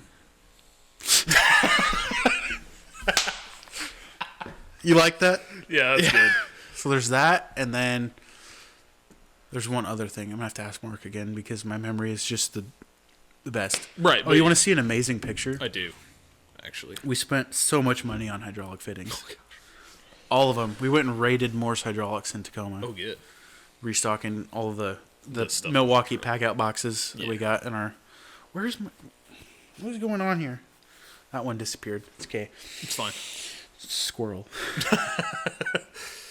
We have hydraulic stuff on ours, too. It's just we have a little cabinet. Oh, yeah. There was 44 different part numbers. 4 different fittings. Wow. So that's at least 44 fittings. Oh, okay. I don't remember how many pieces there were. Dang. There's a lot. There's a lot there. The invoice was 2 pages long of just parts. Oh. It was cool. Oh. That's Then I felt like an idiot because, I spread them all out there in no sort of organizational style at all. So he's going through my chicken scratch notebook of what I need. Yeah. And he found all of them out of the drawers. Yeah. And he kept putting them in the same spot. So I was like, let's spread these out a little bit so Yeah. they're just in a pile. Yeah. And then, I took the notebook from him to try and check everything. And I'm going, -8, 90 degree, female. I know he grabbed it. I watched him grab it. Where did it go? And then Mark's standing right next to me, and he goes, that one right there? And I'm like, So yeah, I felt super great. I was like, why did I think I could be a mechanic again? what? I hope it's not just me that has those moments where I'm every like, day. did I really just spend that much time doing something that takes 5 minutes because Yes. I didn't know how to do it? What was it? That entire dozer project, because I was trying to pull the transmission out through the top originally. Till I figured out you couldn't do that. Is it too big? Yes. There's not enough big enough hole? No. Oh, okay. I That's cool. thought, man, sure looks... So I trusted input from others. Don't do this. Always read the book first. In the words of Ronald Reagan, trust but verify. I should have trusted but verified in that situation. Who did you Oh, it was it my dad. was it your dad? It was. Was it the Dennis he Quaid? said something about pulling it out up through the top, right? And I thought, okay, that sounds plausible. That sounds like, Because there was drawings in the book with putting a come along through the roof. Come to find out, that was putting a come along to the roof to lower it, not pick it up. So I read the book again only after fighting with it for a while going, this isn't going to come out through the top. You were having a round peg in a square hole kind of situation. Yeah. And the other thing, I pulled it off. Or no, I didn't pull that off. The other thing was pulling the pumps off, because you have to pull the pumps off to get the transmission moved this way. I thought you had to pull the pumps off to get the transmission up through the top still, so I pulled them anyway. Well, I pulled the whole stack. I thought, oh man, I'll be efficient. Unnecessary labor. No, not. You have to split the stack. You can't pull the whole stack. You have to pull them in each pump separate, it's only 2, luckily. Because the pump stack is long enough that it just hit the transmission and wouldn't come out of the drive shaft all the way. And I went, huh. I spent all that time. So I had to go back in there, put the bolts back in the pump stack to pull the front pump off, then go back and pull the back 2 bolts off to pull the rear pump off. I hate it when I do that. Oh, man. I love it when... I'm trying to think of an example. I know there's one. I just can't remember what it is. Backtracking is the word for that, so to speak. Yeah. I can't remember what it was, but it's like, you have to break these bolts. And it's a lot easier to break these bolts when you have the thing still bolted on. Yes. I do that all the time. Yes. And I'm like, why did I do that? I'm so stupid. Yes, that happens. Because you pull whatever it is off, and you're like, oh, I have to separate this. Yeah, 1,000 billion. That happens to me all the time. How the hell am I going to hold this still? How is this going to... How do I... Yes, that moment. Okay, I'm so glad it's not just me that does stuff like that. It's constant. That dozer was a lesson. Have you ever gotten to the experience of the hydraulic store yet? Which? Just any of them? Any hydraulic store? No. Restocking a bunch of fittings? I have not yet. You should go do that. It's pretty fun. Oh, yeah. I should figure out what I need. Where do you guys have your fittings on that truck? It's on right behind the torch box. Yeah. Right there on that side. It's hardware. Is it drawers or? Yeah, it's drawers. Oh, okay. It's just like random assortment of stuff. There's like old crimps, and we don't have on that truck. We do not have a crimper on that truck, so we don't have on board anything. So this one thing we got. Yeah, you got that over that truck. That truck is outdated at best, so you got a lot over that truck. Yeah, that's old. It's been retrofitted with a lot of stuff. You're right. That truck, I think, in my honest year opinion, is that thing? Do you know? It's a 95 or 96 is our truck. So that thing's like what, 8 years old? 8 years newer, this one? And I think it's still 20 years old. It's been that's true. And that one's been fitted up with some nice or newer stuff since being built. I think it's also a Kenworth. My honest opinion. Yeah, Freightliner over here. That truck is outfitted exactly as it was the day it was built. Yeah. And it has not changed. That sounds like a Tenino Telephone Company special right there. You're changing everything, a lot of stuff on that truck. Mainly not. I'll put it this way: you're changing as much as you can get away with. Yes. Without your dad noticing. All the other stuff has to stay, but like the stuff that I want to change, like organization, where stuff is stored, lights. I was able to get away with doing lights. That's what well, I didn't really get away with it. He was like, "You can do whatever you want. I don't care." It was in my spare time, and I noticed that 3 marker lights were covered in overspray, and I went, this would look a whole lot better. So I went to the light, because we have a cabinet in the shop full of nothing but lights. Just lights. That's okay. We have a container that has a box full of lights. Good. That's where those. Oh, I also forgot to tell you. So when I got done with the passenger side lights, I did those. I put all the lights on and wired them in and everything on Saturday. Yeah. And then I was like, this is gonna look really ugly if I don't get things to route the wires nice and pretty. So I ordered those Sunday or Saturday morning. Yeah. Because they were be here today. Yeah. So I get all the wires and stuff put on, right? Yeah. And I'm running the loom on the passenger side. I started on that side. Yeah. So running them, and then the front light starts flickering. I'm like, no way. So I start wiggling stuff, and I'm like, wiggling the butt connectors. I'm like, it's not that. Yeah. And I start wiggling stuff, and I wiggle the connection at the light for the power wire for the lights, and it just goes. Are you serious? Really? Are you serious? After I got everything wired in. But it's okay because the light, when I peeled it off, it took some paint with it that was going to come off anyway. So okay. That's fine with me. That's fine. I just had to shorten the wire a little bit, and it was already like cut to length. Yeah. So I had to shorten it a little bit more, and I was like, don't Don't break. I don't like it. But it's okay. It's looser now that I ran got all the slack out of everything and whatnot. Yeah. I So, see you. I went a little overboard with the zip ties and sticky things, but Overboard is Well- just the way to go with that kind of stuff. yeah, because they're not very big, and it's Yes. gonna be against wind. Yeah. At least like 60 you don't mile want an hour wind. You don't want these wires and stuff just dangling down. Yeah, and before I tucked it up real nice, you could see, because it was down low enough to where it caught the light from the. I was like, that is really not That is, pleasant. Unpleasant So, to yeah. look at. Yeah, Yeah, I get you. I got my buddies went to get me more wire because I ran out of wire. They went to O'Reilly's and got me some loom and some wire. Yeah. And Dorman sells a little container full of corrugated wire loom. Yeah. The plastic stuff. Yeah. And they sell it's in a little cylinder, and it's 10 feet. It was 3/8, it was 10 feet. And I had that much left from running all those lights. Well, I used one of the 10-foot containers, and I had that much left from one of them. But it was about perfect. So Yeah. I was happy with That's that. pretty good. That's pretty good. Yeah, and it looks good. It looks sharp. So It looks.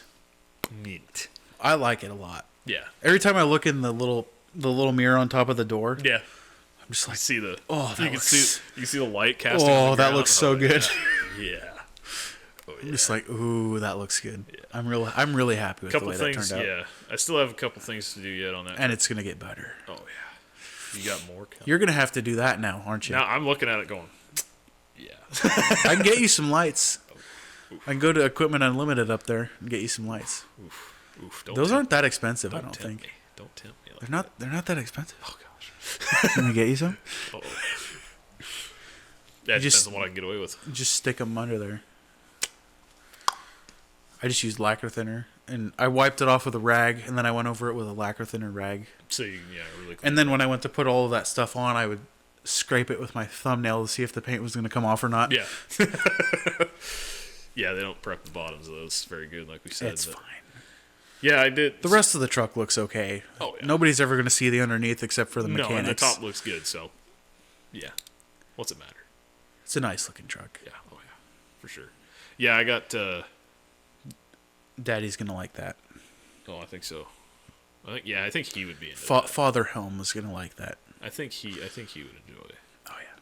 Well, he was the one that wanted Bought Mark to do that. the stuff for it. Well, no.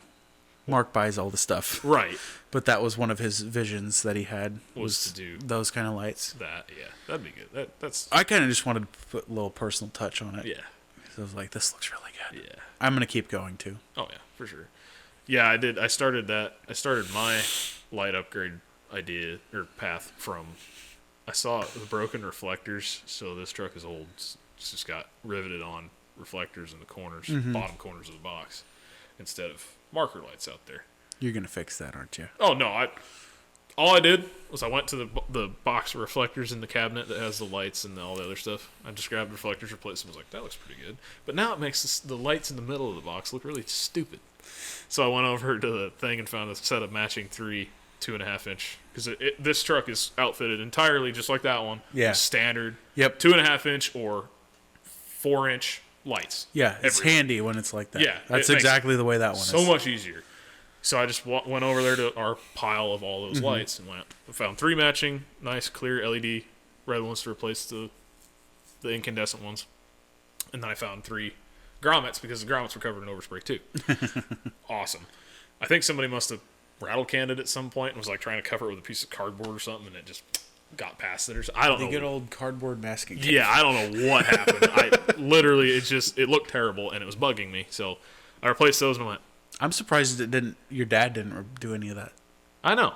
But Well, of course, the thing never moves. the so. truck, in his words, not like you ever a use lot the of lights. stuff that I do to it, in his words, the truck hardly ever moves all that much, or it used to never move all that much, so he never really needed to do anything. It's basically a toolbox on wheels. It is. That's all it's it is. It's a very convenient toolbox on wheels. That's all it gets. Because it used never for. moves. Its name, as far as I can tell from what everybody else calls it, is shop truck.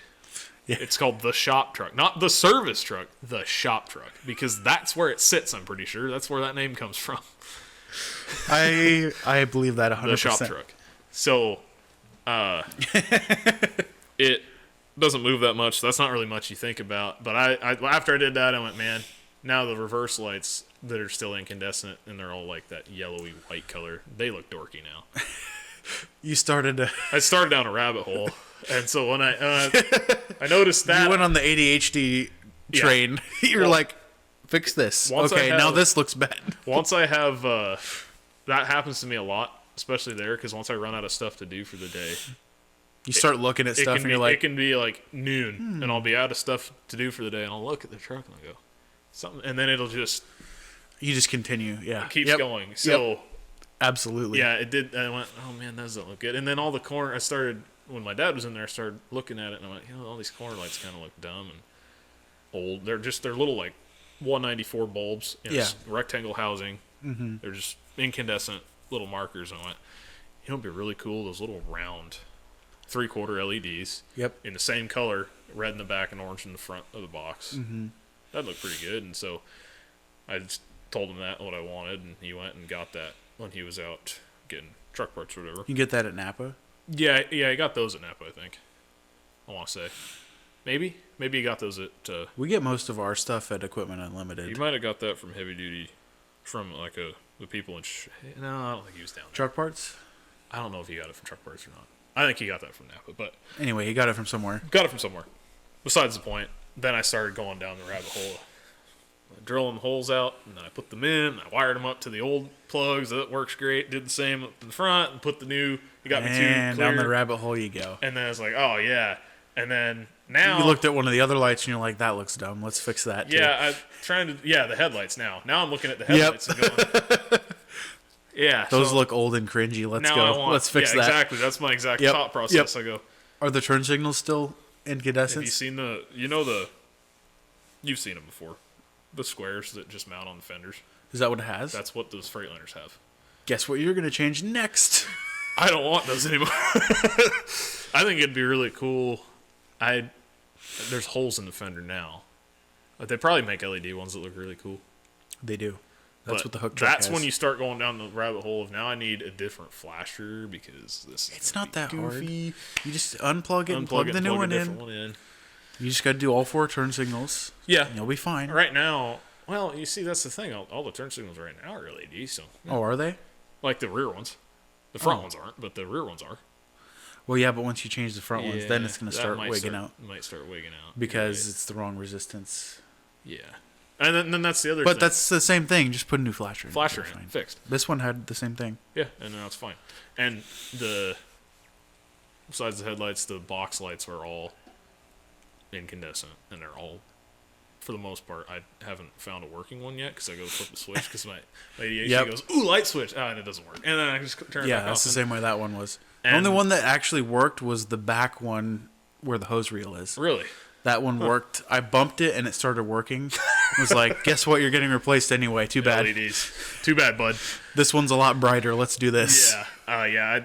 It's the style. It might even be the same on those, but it's the clear housing over the light pedestal. It's just a clear, big light housing on this one.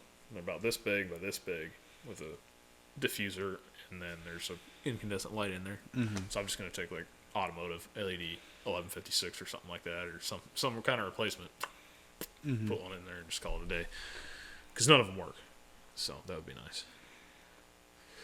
So yeah, I think next on my list is box lights. Headlights is first because exterior. Then our box lights are just the cheapy ones from Amazon. Yeah, they're like they were like 14-inch strips or something. That 3M peel and stick ones. Strips would look better, honestly. Well, you just put them up in the top where you can't see them. Exactly. That's why I think strips. And then would look there's better. just light from who knows where. Yeah, exactly. Who knows where the lights are? They're just. It's magic. Magic, and that's why I think it would be a lot nicer to do strips in that truck, because right now they're the big bulky incandescent just light bulb housing thing. Yeah, sure, I could put an LED in there and it'd probably be fine. I don't know if I could find one. That's kind of the tough part. The only upside to doing that is that I don't have to, and wiring's easy, but It's just I butt wouldn't, I connectors. wouldn't have to wire it in, which, whatever. It just depends. For right now, though, I want to find a set because it runs the 4x3 headlights to the big squares, and I need to find a set of those. So if you think the same headlights that are in like a bullnose Ford, that's what that's got. So the bigger ones. Yeah. And the ones on my dad's Jeep look pretty good. They're I like LEDs. those. They got like Those on that one. the service truck. yeah, the ones you got in that truck. Yeah, I like them. They look cool because when they're on the low beams, they have like a T, yeah, and then when you know to high beams, there's more lights and yeah. stuff. But The little squares, like we replaced the T800s, the black truck's lights with LEDs a long time ago. It's got the diode that makes a T and low beam. yeah, And then it makes a full beam. that's what those are. Yeah. Those are the big ones. I think. Yeah. Those are the big ones. It's the same thing. T300s are on You want me the to ask 4x3s. Mark what brand those were or where he got them? I don't I know. can do that for you. I could. It's either those or I want to run like the ones my dad can find the ones he had on his Jeep too, which have like a daylight running light, which would be really cool. Yeah, there you go. I think it's got like daylight. It's got daylight running lights on the sides, like this. So at night, or like when it's getting kind of dark out, they look really good. There you go. Do that on that truck.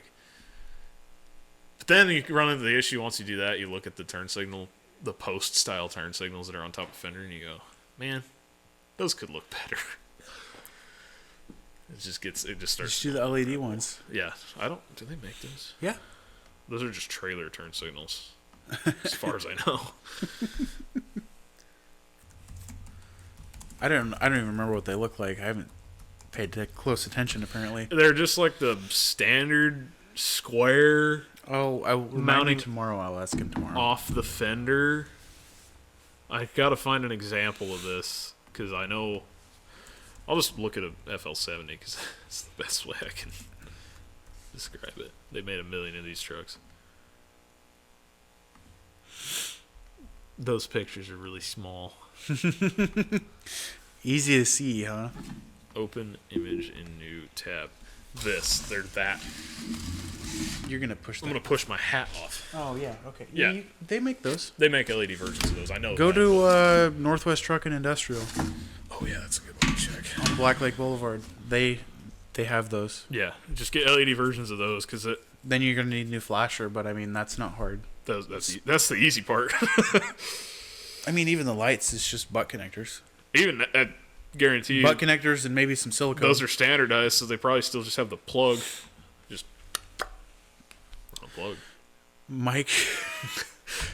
He had me put new turn signals on his International dump truck, right? Because Right. the old ones were, they said International Harvester on them, Oh yeah, and they they're were the falling originals. apart.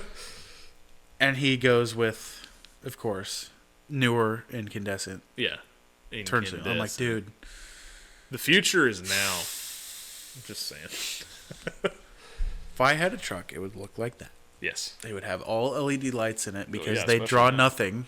they use no power. They are brighter. They're very, very much brighter. That's a safety thing too. Yes, Incandescents can be so dim that you can't even see them. especially brake lights, Oh yeah, especially running on trucks. lights, like running lights too. He's still got the little hockey puck lights, little truck light ones Yeah. that are the plastic back with the plug in the back. He has a cabinet full of those things. Yeah, you know where he gets that from? The phone company had a lot of those too. Yeah, you guys were going to throw him away, and he was like, I bet that's what happened. I want those.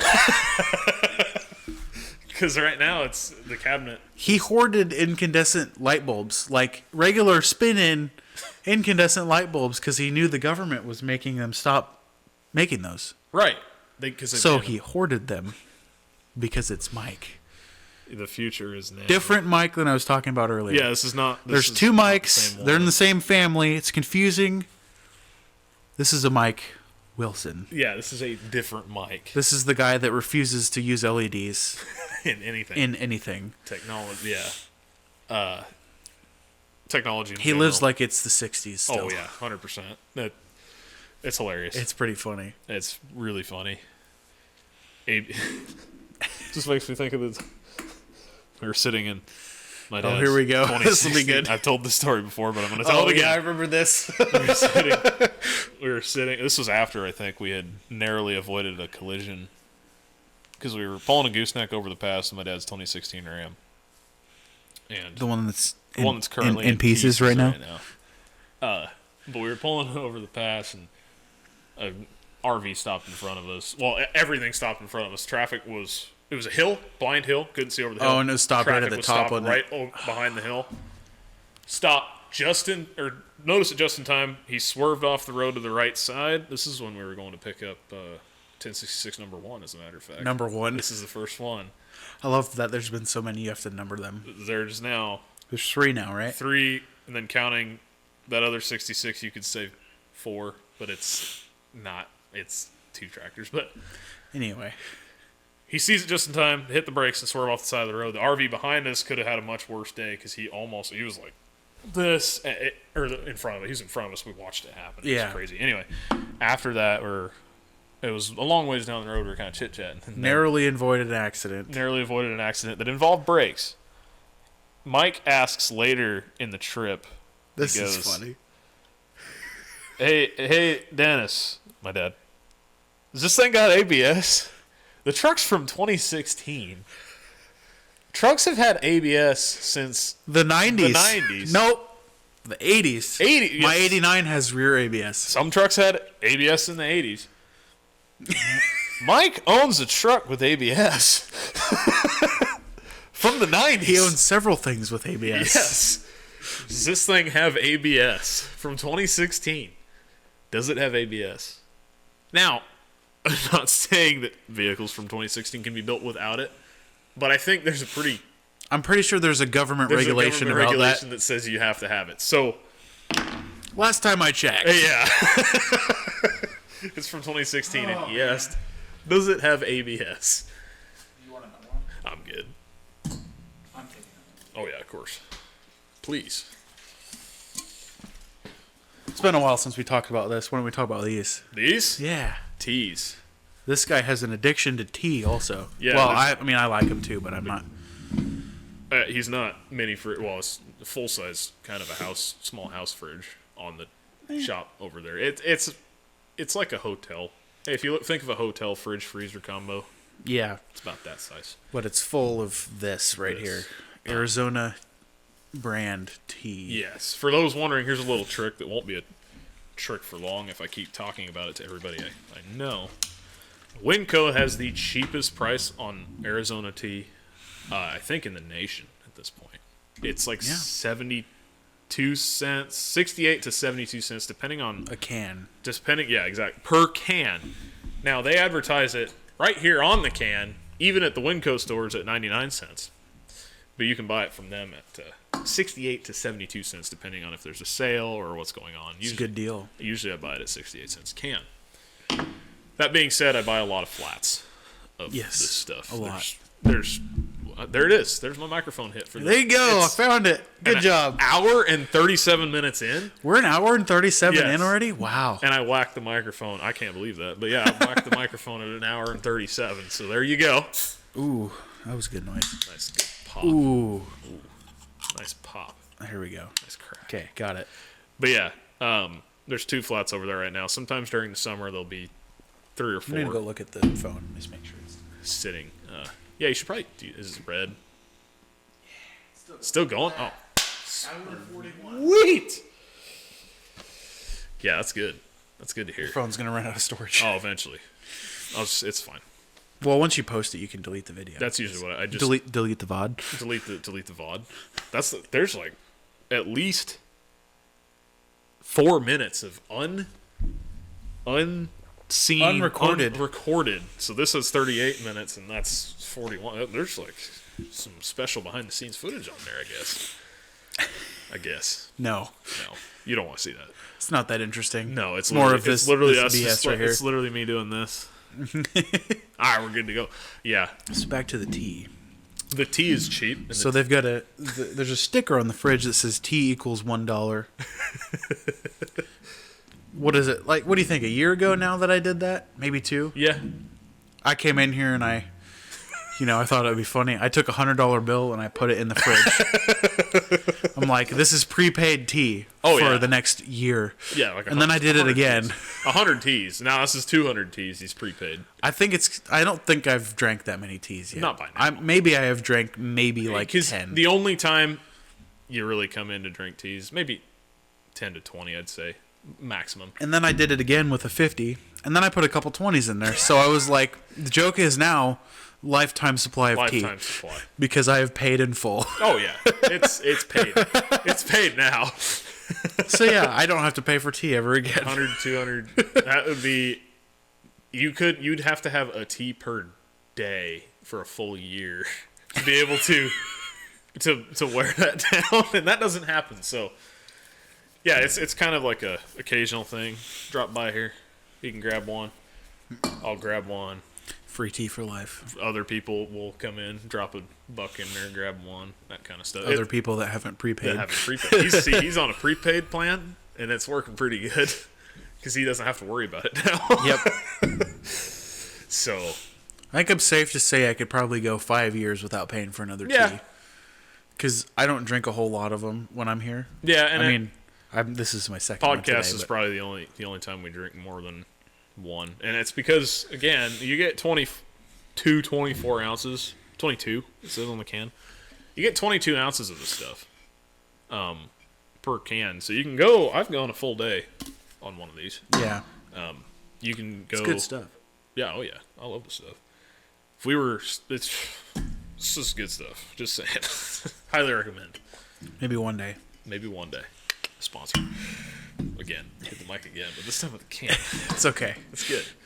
It's your trademark. Between that and I think Cherry Lime Ricky's a good one for me. It's got a little bit of a different... I like this better. This is number one. What about that green one? Green one? Oh. We don't talk about... Green. That's your favorite, isn't it? I started drinking green. That's where I started drinking Arizona all those years ago. You started with the green one? Green. So the ginseng tea? Ginseng green tea. The reason I started with that was an aunt or it was kind of a cousin thing brought in from their grandparents. That it was like a thing they used to buy. A disease. Ginseng green tea. Yeah, that's where it started, right? Diseases all have to start somewhere. So we went up to the general store. Patient Zero was, I remember it vividly, general store out by Offutt Lake. They have a little general store up there. Yep. And they got like bait and stuff like that. Well, they also had like snacks and stuff. And us kids, 4th of July, we'd go out there. All the family would go out there. On their snack and stuff area was Arizona. And somebody had said that Arizona tea, which all we knew it then, all they had up there then was the green tea, and we heard that Arizona tea was good, and they were talking about green because that's what they used to drink. It's a family member. So we'd buy like 3 cans of it, one for each, and I remember drinking it and thinking it was really good. And short story long, it was good back then. And it's still good. It's still, this Sweet is tea. really good. I started buying this later on, and I really like it. We really like it. It's a good one. But to get where he was going, we bought a batch of green stuff from Winco like recently, and that batch was not good. It was very not good. It tasted like plants, and not the good way. Tea is a plant, right? It's supposed to taste like a plant. It's supposed to kind of taste Those like... were bad plants. Those were like... It tasted like... I heard one... I think my brother described it as cologne. It tasted like drinking cologne. Yeah, like flowery. It was like very flowery. I don't know what they did in that batch, but it wasn't good. They did something wrong. It was wrong, and so we got rid of it. Yeah. So we're back to just good old... Well, you got the, pineapple in there too? Or yeah, whatever it was. mango. Mango, that's Mango's what it was. really good. Mango's a good one, too. They have... My mom got pineapple spears from Walmart. Oh, dude. Oh. I have not had pineapple in a long time. I love pineapple. Good. Pineapple is so good. Oh, Pineapple cubes so or good. spears, or even just cutting up a whole one. Oh, that pineapple's good. You gotta have a good pineapple though, because if you have not ripe enough, the pine and pineapple is a little bit extreme. I've had ones where A little bit. like it tastes like a pine tree. when you're eating it. It's like, This is I didn't not want good. it to be that much pine. And then, but once they're ripe enough, they're nice and Oh, they're sweet. perfect. They're soft, Juicy. Oh, they're so good, so good. Anyway, pineapple rant over. Yeah. Sorry if you didn't want a pineapple rant tonight. You're welcome. Those are yeah. Yeah. Anyway, Pineapple good. pineapple equal good. Yeah, usually like Arizona has a line of fruit flavors too, alongside their standard. Most of them, like all the ones I've had are good, Yeah, there's watermelon. except for that green one. Yeah, we don't talk about the green tea. That batch of green tea was probably the worst batch. Normally, when we get their green tea kind of as a healthier side grade to have if you want like a quick drink to have. So we have kind of a plan for stocking this fridge in a way. Oh, geez, for here we summer. go So again. Summer, you kind of switch to heavier on the water side. You got a lot of water in there, and then you got your tea. You got multiple. We try to keep a variety pack of flavors going. And then we'll mix in other teas and stuff just to try them if they're cheap enough. Winco's cheap enough to where you just go, oh, I want to try this time. So we'll throw some special stuff in there occasionally, but usually it's summer's heavy on the water, and then all other months it's if we have the tea, it's fully stocked with just tea. Well, we had this green stuff in there for probably way too long because nobody was drinking it. Yeah, it sat in there for a long time. So it was to the point where we needed to It's throw it taking up away. valuable real estate, Oh yeah, and then you 100%. had to get rid of it. I had to throw it away because we weren't drinking. We would drink it as a challenge or joke just to see if we could bear or power through it.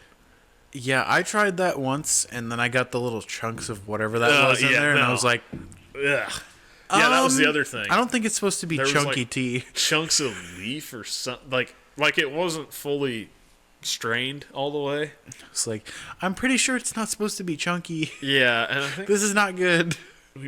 somebody poured a tea, one of them out, one of the green ones out, and it was like syrup. It was like, Oh, that's not. that's not supposed to be So like we were that. like, no, let's get rid of these. That was a bad batch, probably. It was the only batch I think I've had that was like that because I used to drink. Again, back to where I was going. We had like the green stuff we had it in there just for a healthier, less calories. So you had it in there if you already had a tea that day and you're like, I don't really want to. Or you could just be like me and drink 2 sweet teas. These are you know. good. It's kind of hard not to do that. Not gonna lie, but we had it in there, and yeah, we drank it and we were like, something's not right with this. And This yeah, don't taste good. so the whole This is not good. went down that whole side road. So now we kind of just stick to this. There's some peace teas that are actually really good. We had peach. Peach Peace tea peach was so good. I don't think I've ever had a peach. It's so good. You're going to have to get some. They're the peace tea cans. oh, peace. Yeah, it's okay, peace. right. Peace. We had peach and raspberry. The Coca-Cola Coca-Cola. offshoot of... They're basically like a competitor, but from Coke. But these are better. But Peace makes really good peach and raspberry. So we had that for a little bit to go. I'm going to in have there. to get that now. It's- Now that you said that. It's really good. The peach is like by far the best out of there. When it's cold, it actually tastes like really cold. It's really refreshing. But we used to have that in there. It alongside tastes this. cold, huh? Oh yeah, it's not like it doesn't taste like. I don't know how to explain it. If you've ever had a drink that never, you can get it temperature wise cold, but it never tastes like it's cold. Yeah. There's drinks like that. Coca-Cola? That's a good example. We talked about that in the September episode. I was listening to that, like, Yeah. we're just, like, ripping Coca-Cola apart. Yeah, we were It's like, pretty funny. dude, it does was not designed taste to be good. tasted warm, so therefore Pepsi in my mind is better cold. Just saying. Than Coke. Yeah. I just like the flavor of Pepsi better. That's it. I know it's just sweeter. I like that better. It's because I like sweet stuff, I guess. Weird. Sweet tea. Weird. Weird. No way. No. No way, dude. But yeah, that's kind of addicting stuff. You get bought into that cheap tea, and then you start buying flat after flat, and you just keep buying It's flats. just an addiction. Yeah, and then the fridge is full of it. At least it's better than being addicted to crack. Yeah. I mean, it's better than that. It may as well be to me, but yeah, it's cheaper. Yep. Yeah, so It's a lot cheaper to fuel this addiction than crack. for huh? sure that. And Okay, good. I was gonna say on the same vein, tractors is the other way around. It's a lot more Well, expensive yeah. to fuel, but it's better. Exhibit I guess. A. Transmission parts and bigger and original turbo sitting up there on that shelf that you can't see. Yeah, and other You know, the several $1,000s of transmission Transmission work? parts that you had to do to that thing. that poor tractor. You had another one that was better. You should have just kept that Should one. have just kept that one. I'm surprised you guys didn't keep that one. We still looking back on it now. There's not a day that goes by, I don't think, when we're all here and we look at that one and go, we should have kept a different one. We could have had more money. Because that one, you didn't even have to do anything to that one. It was just No, it was just the TA that was bad, but other than that, they didn't. No, it wasn't. Well, the low side was bad, The wasn't low it? side doesn't work on that one, but everything else, like I was thinking of the clutch assist cylinder. yeah, we slipped the pin back into the MCV, the little pin for the dump valve. The pin was not in it all the way, and so every time you'd push the clutch in, that's why he would have to like fiddle around with a screwdriver. So what we just did was we pushed the pin back into place, and then it was fine. Weird. It had reverse and forward, and it worked Just great. the TA didn't work. And the TA just didn't work. But That the was it. transmission didn't make grinding noises like Well, yours yeah, did. that is a noise that haunts my dreams now. I think it was bad. I don't know what we were like told the transmission was bad. We're like, oh, it's just got to be an out of adjustment thing. And then when I went to go move it over here for the first time, when I went to go move it, Did you know that he's my huckleberry? yeah, Sorry. Very professional. yes, but Grandma sending me Facebook reels. that's funny. Fine. Point in case You went to go move it. Sorry, backwards. I went to go like move it a few feet just to see if it was working, and it engaged with something because it started to move, but the noises that came out from below me, I don't think I've ever heard before. Metallic grinding noises. It was like I was like, I'm gonna go ahead and let's not do that. I think the transmission is bad. Maybe just a little bit. Sure enough, pulled apart. Every single piece of it is shredded. So it's like There's like chunks of gears missing. And Oh, yeah. everything's blue. gear teeth missing, gears that were ground flat, almost. It's good for it. Like I've never seen that much damage, but it was the counter shaft, which is the like big failure point on those because the counter shafts just have a nut, and there's like no retaining system for that nut. That's smart. That's very. There is a retaining system, but it's not that good. What is it? I think it's just a washer with tabs on it, and all it happens is excessive load and vibration, and eventually said counter shaft nut, which is the wrong thread direction for the way it always spins, starts to International. backs off all the way. The counter shaft drops, the gears drop, everything grinds to pieces. Oh, that's good. So That's good for it. It's supposed to be like that. yeah, It's fine. so when you put it back together, you do what we did. You drill the nut, and you put roll pins in the nut, and then you put an excessive amount of Loctite on the nut. So it never comes apart ever again, because you do not want a repeat of whatever that went through. Yeah, that was not pleasant. And when it went through it had to be doing something heavy, because the weight brackets extended out to hold like 20 weights. So whatever they were doing I remember that. was extremely hard on that tractor. Well, wasn't the front end of it wore out? Too? Yeah, and the 3-point. So it was a 3-point, likely a plow or something, like a heavy plow. Big plow. And they were working that poor thing. It's only a 10. It's not even like a 14 or a 15. It's a 10. It's not built for doing that. So I want a 1468. yeah, stacks. I want that. They look And so. I need that in my life. They're so cool. Good luck finding one. Oh, they're so rare. That's a So those transmissions only have one counter shaft? yeah.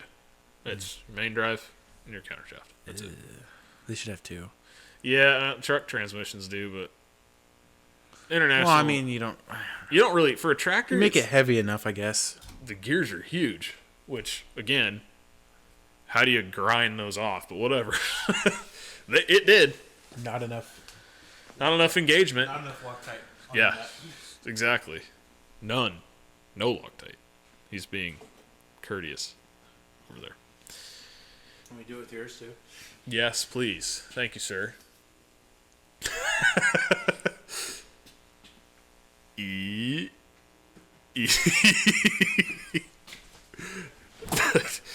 Yeah, it's just one big. The counter shaft, the shaft itself is like that big. Around. Yeah, And then I it's remember got- the broken piece yeah, you have the of it. chunk of it. I think it's at the school now. Yeah, it's at school. It's a big tube. You should repo that I should when you leave. repo that and a couple of the gears I had sitting around. The rest of them are up there, but They probably threw that clutch away. that clutch That was the worst. I think that's the worst clutch I've ever seen is disgusting. out of that truck, Yeah, out of our truck. yeah, that was bad. It was pretty bad. Like the intermediate plate was like cracked and destroyed. Yeah, it was a 14-inch Eaton Yeah, dual disc clutch, right for a truck. This is and I their- think it was the original clutch I'm sure. because everything was wore down. Like, I'm surprised it wasn't making noises. Oh yeah, dude, it was It was bad. Like- Like the the- you know how there's supposed to be grooves between the individual pieces of clutch material? right. There wasn't. They were. It was smooth. They were gone. Both the flywheel and the intermediate disc and the actual disc itself, like the main clutch disc, Yeah, all of those were heat checked. yeah. It was The flywheel was bad. the cracks on that thing. There was no friction material almost left at all, terrible. Yeah, It was bad. It was so which it is was- why I think it's the original clutch. bad, and that's totally possible with what the truck was doing before, and Mutual Materials. yeah. I almost bet you that was the original clutch. I bet you it wasn't replaced. Yeah, that clutch was like a quarter of the value of the truck. Or actually, it was pretty much half. Yeah, because that truck was It was like an sweet. $800 clutch. Well, because it was weird. It was a Well, it was 14-inch. Well, no, that's not the weird part. The weird part is like newer trucks have flat flywheels Oh, right. That's what it was, That 'cause it was it's a a- dished flywheel. because it has a pot style flywheel. Yeah, the pot. So the yeah, clutch yeah, was weird, and it was a Ford clutch, not it was a Yeah. Ford style. So normally you have your throwout bearing assembly. That's the whole thing that moves forward. Yeah, And then your clutch brakes in front of that. Yeah. This thing has a collar that the throwout bearing presses onto, and That's that right. collar is what moves. That's right. That's why it was weird. that's right. And you can't grease the throwout bearing, No. which I think is why it makes so much noise, Yes. which is stupid. I don't know That's why you'd make it like that. Dumb to me too. Because we grease the hell out of it, and it doesn't. Because that grease line goes to that collar, so that collar yeah, can it's just slide, a slip. which is stupid. But it works. I It guess. just makes a lot of uncomfortable noises. Yeah. But yeah, so then it's not like your normal type of clutch. No, it's weird. Yeah, And then that thing has the transmission brake that I think it must work off of the second countershaft, because it's Yeah. where the second PTO would be if you put another one on it. and that's where the airline must go to for that. Because It just goes into the plate there, so it must work off of the PTO gear on that countershaft. guess. Just has a brake in there or something, yeah, it's an air actuated. because it's got a button on the side of the shifter that you hold down. You push the clutch in, and you hold that button down for a couple seconds, and the clutch stops. Yeah, Or transmission stops. it's weird. So I guess you'd call it a transmission brake instead of Yeah, a it's clutch not a brake. clutch brake; it's a transmission brake. Which Yeah, going from driving that to that thing was real weird Oh, for yeah. me, because I was like, it shifts so nice, it's not the and the gate- clutch brake is on your foot like it should be. Oh, yeah. It's weird. Yeah, isn't that weird? Yeah. Yeah, I wish the 9-speed is a very different animal. It does not shift normal. They're weird. What At has a all. 9-speed? Service truck. Oh, yours are. Service truck is Oh. an RT 9-speed. And it's not a normal Is RT. that the model number? RT 9-speed? It is an RT 9-speed. It is not an RTO. It is not an RTO. Oh, really? It is an RT. That's it. It, according to my dad, he looked under it and it looked like a single counter shaft. Oh, that's good It's for it. small That's nice. because the engine's not very. It's a little bit bigger than that, but it's an 8.3 Cummins, so it would be in the same sort of range as that truck is in as far as power and. Those are like a size. 7-liter, I think. Those are 7.2, I believe. 3126? Yeah, Yeah, it's 7.2. Right, yeah. 7.2 and the 8.3 Cummins, they competed at the same time. They're roughly the same size. This transmission is extremely tight, extremely close together, Really? Doesn't like floating, but I force it to. I make sure that it does, because one day it'll wear. It only has 25,000 miles. That's what I think. I'm gonna tell myself that's the problem. It's not the problem. It's the transmission is goofy, but Is it? It's not a. It's got a range splitter. range so, splitter. Okay. So normal. L 1 2 3 4 5 6 7 8. Same as the 9-speed in that dump truck, except it doesn't shift as nice. The throw is extremely short for some reason. I have no idea That's why it's weird. different. Why it's that different. Rip it out and put an 8-speed in it. Yeah, or rip it out and put a 10-speed. 9-speed in it that's bigger. Because I think the issue, from what it sounds like, I'm being told, is it's a small. Back to that clutch for a second. Right. That was another thing. The counter shaft is smaller. It was. That's right. It was what, an inch and a Inch and quarter. 3/4. Because it's Inch a and- 2 inches a standard. Yeah, that's what it Inch was. and It was inch an and inch and 3/4. 3/4. So the input shaft of the transmission was smaller too. That was another That's thing. what it was. That's one of the other reasons why it was so expensive, because it was rare. The guy, their clutch guy, we went to Northwest Truck and Industrial. Their clutch guy took one look at it and said, "I know exactly what that clutch is." 20 years ago, I would have had a pallet of them sitting in the back, but now I'm gonna have to go find one because nobody has Because those nobody anymore. has those anymore. Anyway, Yeah. you continue. I'm gonna go use the little boy's room. All right. But outside. But yeah, where's my train of thought? I don't remember. Well, it was on. We were kind of Talking about transmissions. the 9-speed and that. I think the 9-speed. I think you might be a little too close to your mic. I think the 9-speed here. There we go. We're good now. Only an hour and 45 minutes. More than that. It's like 2 hours now. Oh, that's good. That's cool. That's good. Yeah. We'll end this off pretty soon, but the short answer is I think the 9-speed that's in that truck is what one would call an automotive 9-speed. So smaller, single countershaft maybe. It might still be a dual countershaft, but the size being described as smaller than a standard truck transmission leads me to believe it's an automotive-ish one, not like in your car or your pickup automotive, but medium duty. Back in the day, in medium duty trucks, similar to the FL70 size Freightliner, like let's give a few examples: a C7500 Chevrolet or GMC, like a Kodiak, International 4700 trucks and stuff like that. They had smaller transmissions for medium duty application. They were typically 5, 6, and 7 speeds. Well, welcome back. Your typical smaller transmissions in medium duty trucks like a 4700 or a C65, 7500, Ford F750, that kind of stuff. Yep. Where they were like a 5 or a 6 or 7 speed. That's almost what I think that 9-speed is that a medium duty transmission. Yeah, probably. So maybe a single countershaft. It might be a 2, but it might just be really small. That's why it looked like a single Yeah. countershaft to him. So that's why I think the shift pattern's tighter. It's more Could be. resistive to floating. It's not as happy with it as it is with either double Watch it be or... synchronized. I would be irate if I found that out now. It doesn't shift like it is. It shifts like a non-synchronized truck transmission because just the way it behaves. Mm-hmm. But the way that my dad used to shift, I shift it by floating now because I'm trying to break it in, and it's getting better. It feels like to me.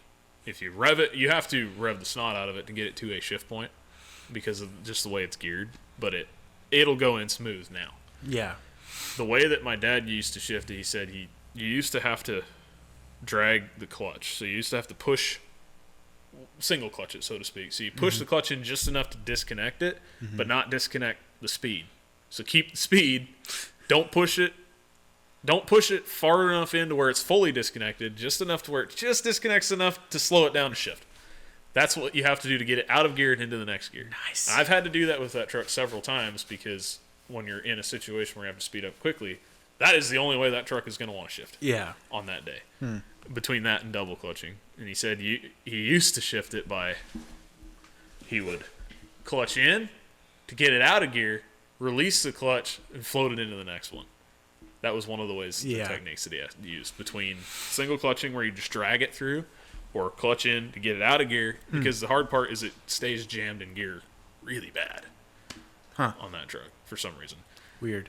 It's getting better now. I just don't think it's been driven that way. That one only does that when you leave the PTO one. Yeah. Well, yeah. I've accidentally. Mark and I have both done that. I'm sure. You get I when do it that. I do that won't too. come out of gear, and you're like, why won't it come out? Oh, No, it was weird for me. I was up there.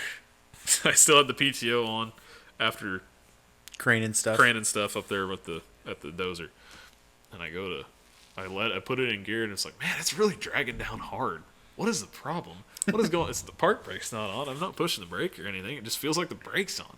And I push the clutch in, and I look up just in time to notice the PTO light go off, and turn the PTO up. That's much better. Weird. Oh man. Nice. But yeah, that's Oopsies. just it's weird to me that 9-speed's it's not nice and easy like a regular 9 That or a one's 13 or an 18. that one's normal. That 8-speed. Yeah, I'm sure. And like the 8LL, even though the shift pattern's stupid and backwards in that Peterbilt, that thing is smooth as butter. That's one thing you definitely notice. Like even Eaton's older ones versus newer ones. They're so smooth. The newer ones are so smooth. Yeah. Like I go from the 18-speed in the Yeah. hook truck to that one. Oh yeah. It's so much nicer. That the T800, that one up there is smooth. The gates are pretty close together on the black truck. The dump truck is really nice to drive. Yeah. The gates are farther apart. Everything's kind of smooth. Mm-hmm. Even though it's older, it's still newer than. That's the way Mike's Heat. dump truck was. Yeah. It's just that's a 9-speed, so they're really far apart. Yes. the So you gears have are- to wait a second. You have to pop it out, wait a second, And like then wait go. a full second, and then you Yeah. can get it in gear. You go up, you rev it up to like 1750. You can go out. 1200. There we go. Yeah. And that's in. Yeah. The spacing's. but it farther shifts really nice. Oh yeah, they usually and like that. If you can remember the shift pattern is stupid on the 8LL, you can get it to shift pretty nice. Other than that, you might go into fourth rather than third, thinking fourth is third. Yeah, those are. I think it's the dumbest thing that. I think it needs a flip top because they make tops for those that flip that so that it's normal. They don't have a fulcrum, or they do, whatever it was. It's a Whichever way it was, they have one of them has a fulcrum that Yeah. reverses it. I can't remember. it's a reverse fulcrum or something because this one right now is 1, 2, over and down for third, fourth. Weird. It's if you forget about it on a downshift, that will get you really, Yeah. really bad because you'll be Yeah. in fourth. You'll think for a split second if you're used to driving a regular one that you're in third, go down to second from fourth. And then That it goes. doesn't work. Yeah. That is what Cat calls an overspeed event. If you can manage to get it into gear like that, it will shake you really bad. Yep. But yeah, It's not good for it. no, it's not good for anything. Push rods, what are those? Yeah, you don't need those. you don't need push rods. Or They don't need to rods be or straight. It's fine. connecting rods or anything. Actually, you just Remember that 3208 I had in engines yeah. class? Oh. Banana Banana push rods. And then it did it again when I rolled it over Yeah. because it was 100. I still think it was 180 I'm out. sure it was. I'm sure the cam was put in 180 out. That might have been your whole problem. I wish I could have got it running though. But I know. Yeah. when it's puffing out the intake, that's like- a problem. That's backwards. Then we thought it was spinning backwards because they were made to run both ways. Yeah, marine engine stuff. Right. Yeah, we had inferred it was a marine engine because the flywheel looked like it had never had a clutch on it. Right. So maybe I don't Maybe. know. Still Anyway, could have been. I don't know. but it had no data plate on it anywhere, Yeah, so you the- couldn't no look up serial, no parts for nothing. it. So that was cool. I remember that. Yeah, it had no serial number, which was weird. Well, what do you think? You think that's enough? I think that's it. I think we'll end this one off here. How long? What are we at? 2:08. That's enough. That's plenty. I think you guys have. I need to go to bed. Yeah, me too. He's got to get. I get up at. really I got to get early. up at 3:00 and go to Yeah. Leavenworth again. He's got to get up really early. Thanks, Mike. Stop breaking stuff. Jesus. Yeah, he's got to get up super early. I gotta know get exactly what he'd say too. Up, what? Job security, buddy. Okay. Okay. Lucky me. Yay. You were so close to being done. You just had to go and You just had to go and done. Okay. break hydraulic line. Whatever. I It's guess I fine. get paid a lot. Well, I don't get paid a lot. But Dude, more than me. But yeah, overtime. Overtime is good. overtime. Right? Sure. That's right. Yeah, you got to get up early, super early. I got to get up somewhat early. We have Thanksgiving next week. That's coming This, up. this week. This week. It's this week. So, You don't have to go to school on Thursday. yeah. No school Thursday. Cool stuff. Don't have to go out to the college on Thursday. Yeah, so I might be pretty late tomorrow coming back to the... Because it's Mike's birthday. Oh, yeah. And that's why we're having dinner That's where. at his house. And so I might be pretty late or miss it. Depending on what time. Thanks, They Mike. call me and they're like, "Where you at?" I'm like, State Route 18. SR18 on a Monday? Monday night at 8 o'clock at night. Ooh. Yeah, that was Unideal. Yeah. last Monday when I went over there. I left the yard at like 10, 11, 11:30-ish. And then I got back. I got home because I went straight home. I was like, no, I'm not stopping at the yard. I'm Yeah. just going home. Yeah. I got home at 9:30. So that was cool. That's just nice. It's pretty cool. That's nice. Yeah. The bright side of getting home at 9:30 is my buddies messaged me at like 8:30. They're like, hey, you should get on and play games. I'm like, I sent them a picture. I'm like, No. I'm on the freeway, buddy. No. How's that?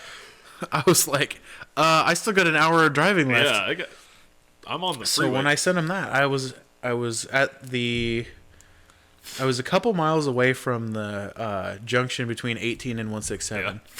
I made it from there to I-5 to home in an hour because there was no traffic because it yeah, was 9 o'clock at night. Yeah, there you go. It was like that's the only way you can beat the traffic That is to wait it out. That's the benefit to 9 I o'clock. think I'm gonna be. I don't know. Depends on what time I actually peel myself out of bed. Yeah. We'll see. Yeah. Yeah. Reasonably, if you don't have any traffic, it takes 3 to 3.5 hours to get there, Yeah. depending on how many times you stop. So that's what if I left at 3:30, that'd be 7-ish, Yeah. and then if I could get all that stuff done in 4 or 5 hours, Yeah. Roundabout. yeah, You'd be back by like 6, 7, 8. I'm gonna be late. Moral of the story is I'm gonna be late to dinner tomorrow. Yeah. So just expect that. Thanks, Yeah. Mike. Yeah. He's the Anyway, one having the birthday. The whole point of this Pulling is it, bro. I need to go to home and go to sleep. Yeah, so we're gonna wrap this one up here. He's got to get up really early, and I got to get up semi-early to work as well.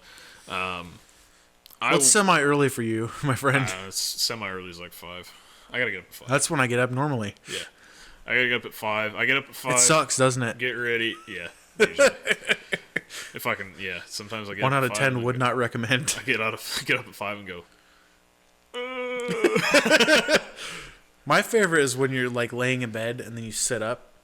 And I always do sometimes, not always, but Yeah. sometimes I'll do you put your hands on the bed and twist your back. Yeah. And it just sounds like an accordion Crack. all the way up your back. Okay. Not an accordion, xylophone, that one. Yeah. Sounds like a xylophone. Sounds like you took the stick on the or the whatever I don't know what that's This called. I know what you're talking about. And you run it across it. It's just like that's my spine right there. Oh. That's Ew. good. And then you go the other way and it does the same thing. I'm like, oh, twice. That's Usually good. for me, it's when I roll my shoulders back. That's the When you do this? Yeah, when I go like. Oh, this, yeah. There's a lot of noise. Ooh, yeah. Yeah. Yeah, that mine pop all the way around. Oh, yeah. My dad at one point in time was like, it's probably all the bone spurs from all the freaking milk you drink. I'm like, maybe. Maybe. Could be. I drink a lot of milk. Just saying. But yeah, I think we'll wrap this one up here. It's getting late. Yeah, and you guys should have plenty of content to listen to in the meantime before the next one. So Yep. Yeah. So, like and subscribe and And please comment. please comment. it's just What should we do for engagement? Oh, just What is the let us engagement know question? What questions you have. What that's a good. I guess that's kind of a good one. But let us know what you're doing out there. That's kind of a more important. Yeah, one, I that's think. interesting. Tell us about what you're doing out there. Let us know, you know, what you do. We'd like to see if it's just, you know, other mechanics or farmers Yeah. or what. What? Yeah, just what's your trade? If it's even a trade or not, just what do you do out there? Just What do you do? Why are you watching us? Yeah. What did you? There we go. What was your favorite topic that we discussed today? Yeah. There's your There's your side quest for side- today. Yeah, there's your side quest. So I hope you guys enjoyed. Like, subscribe, Yeah, this was the Old You know, Souls podcast. click on that little bell. Bell. Bell is Why are you angrily pointing a screwdriver at them? Bell is important. This is a threat. Yes, don't forget to click the bell also, please. Yes. We would like to one day be able to, like, have, you know, a studio that's not a shop full of skidders Yeah. and, you know, this Or table right whatever here. it's full of. But yeah, I hope you guys enjoy. Thank you for watching. listening Appreciate to it. this one. Yeah. We'll see you In hopefully 2 weeks again. in 2 weeks. Hopefully. I hope. That's the plan. So This has been the back on the bi-weekly. yeah. type thing. We're gonna try to anyway. We're gonna try. This has been the Old Souls podcast. Yes. I'm Wheaties, He's Wheaties. I'm Two Stroke, also known as Wes. also known as Wyatt. This is me. Wyatt, Wes, Old Souls podcast. Have a great night.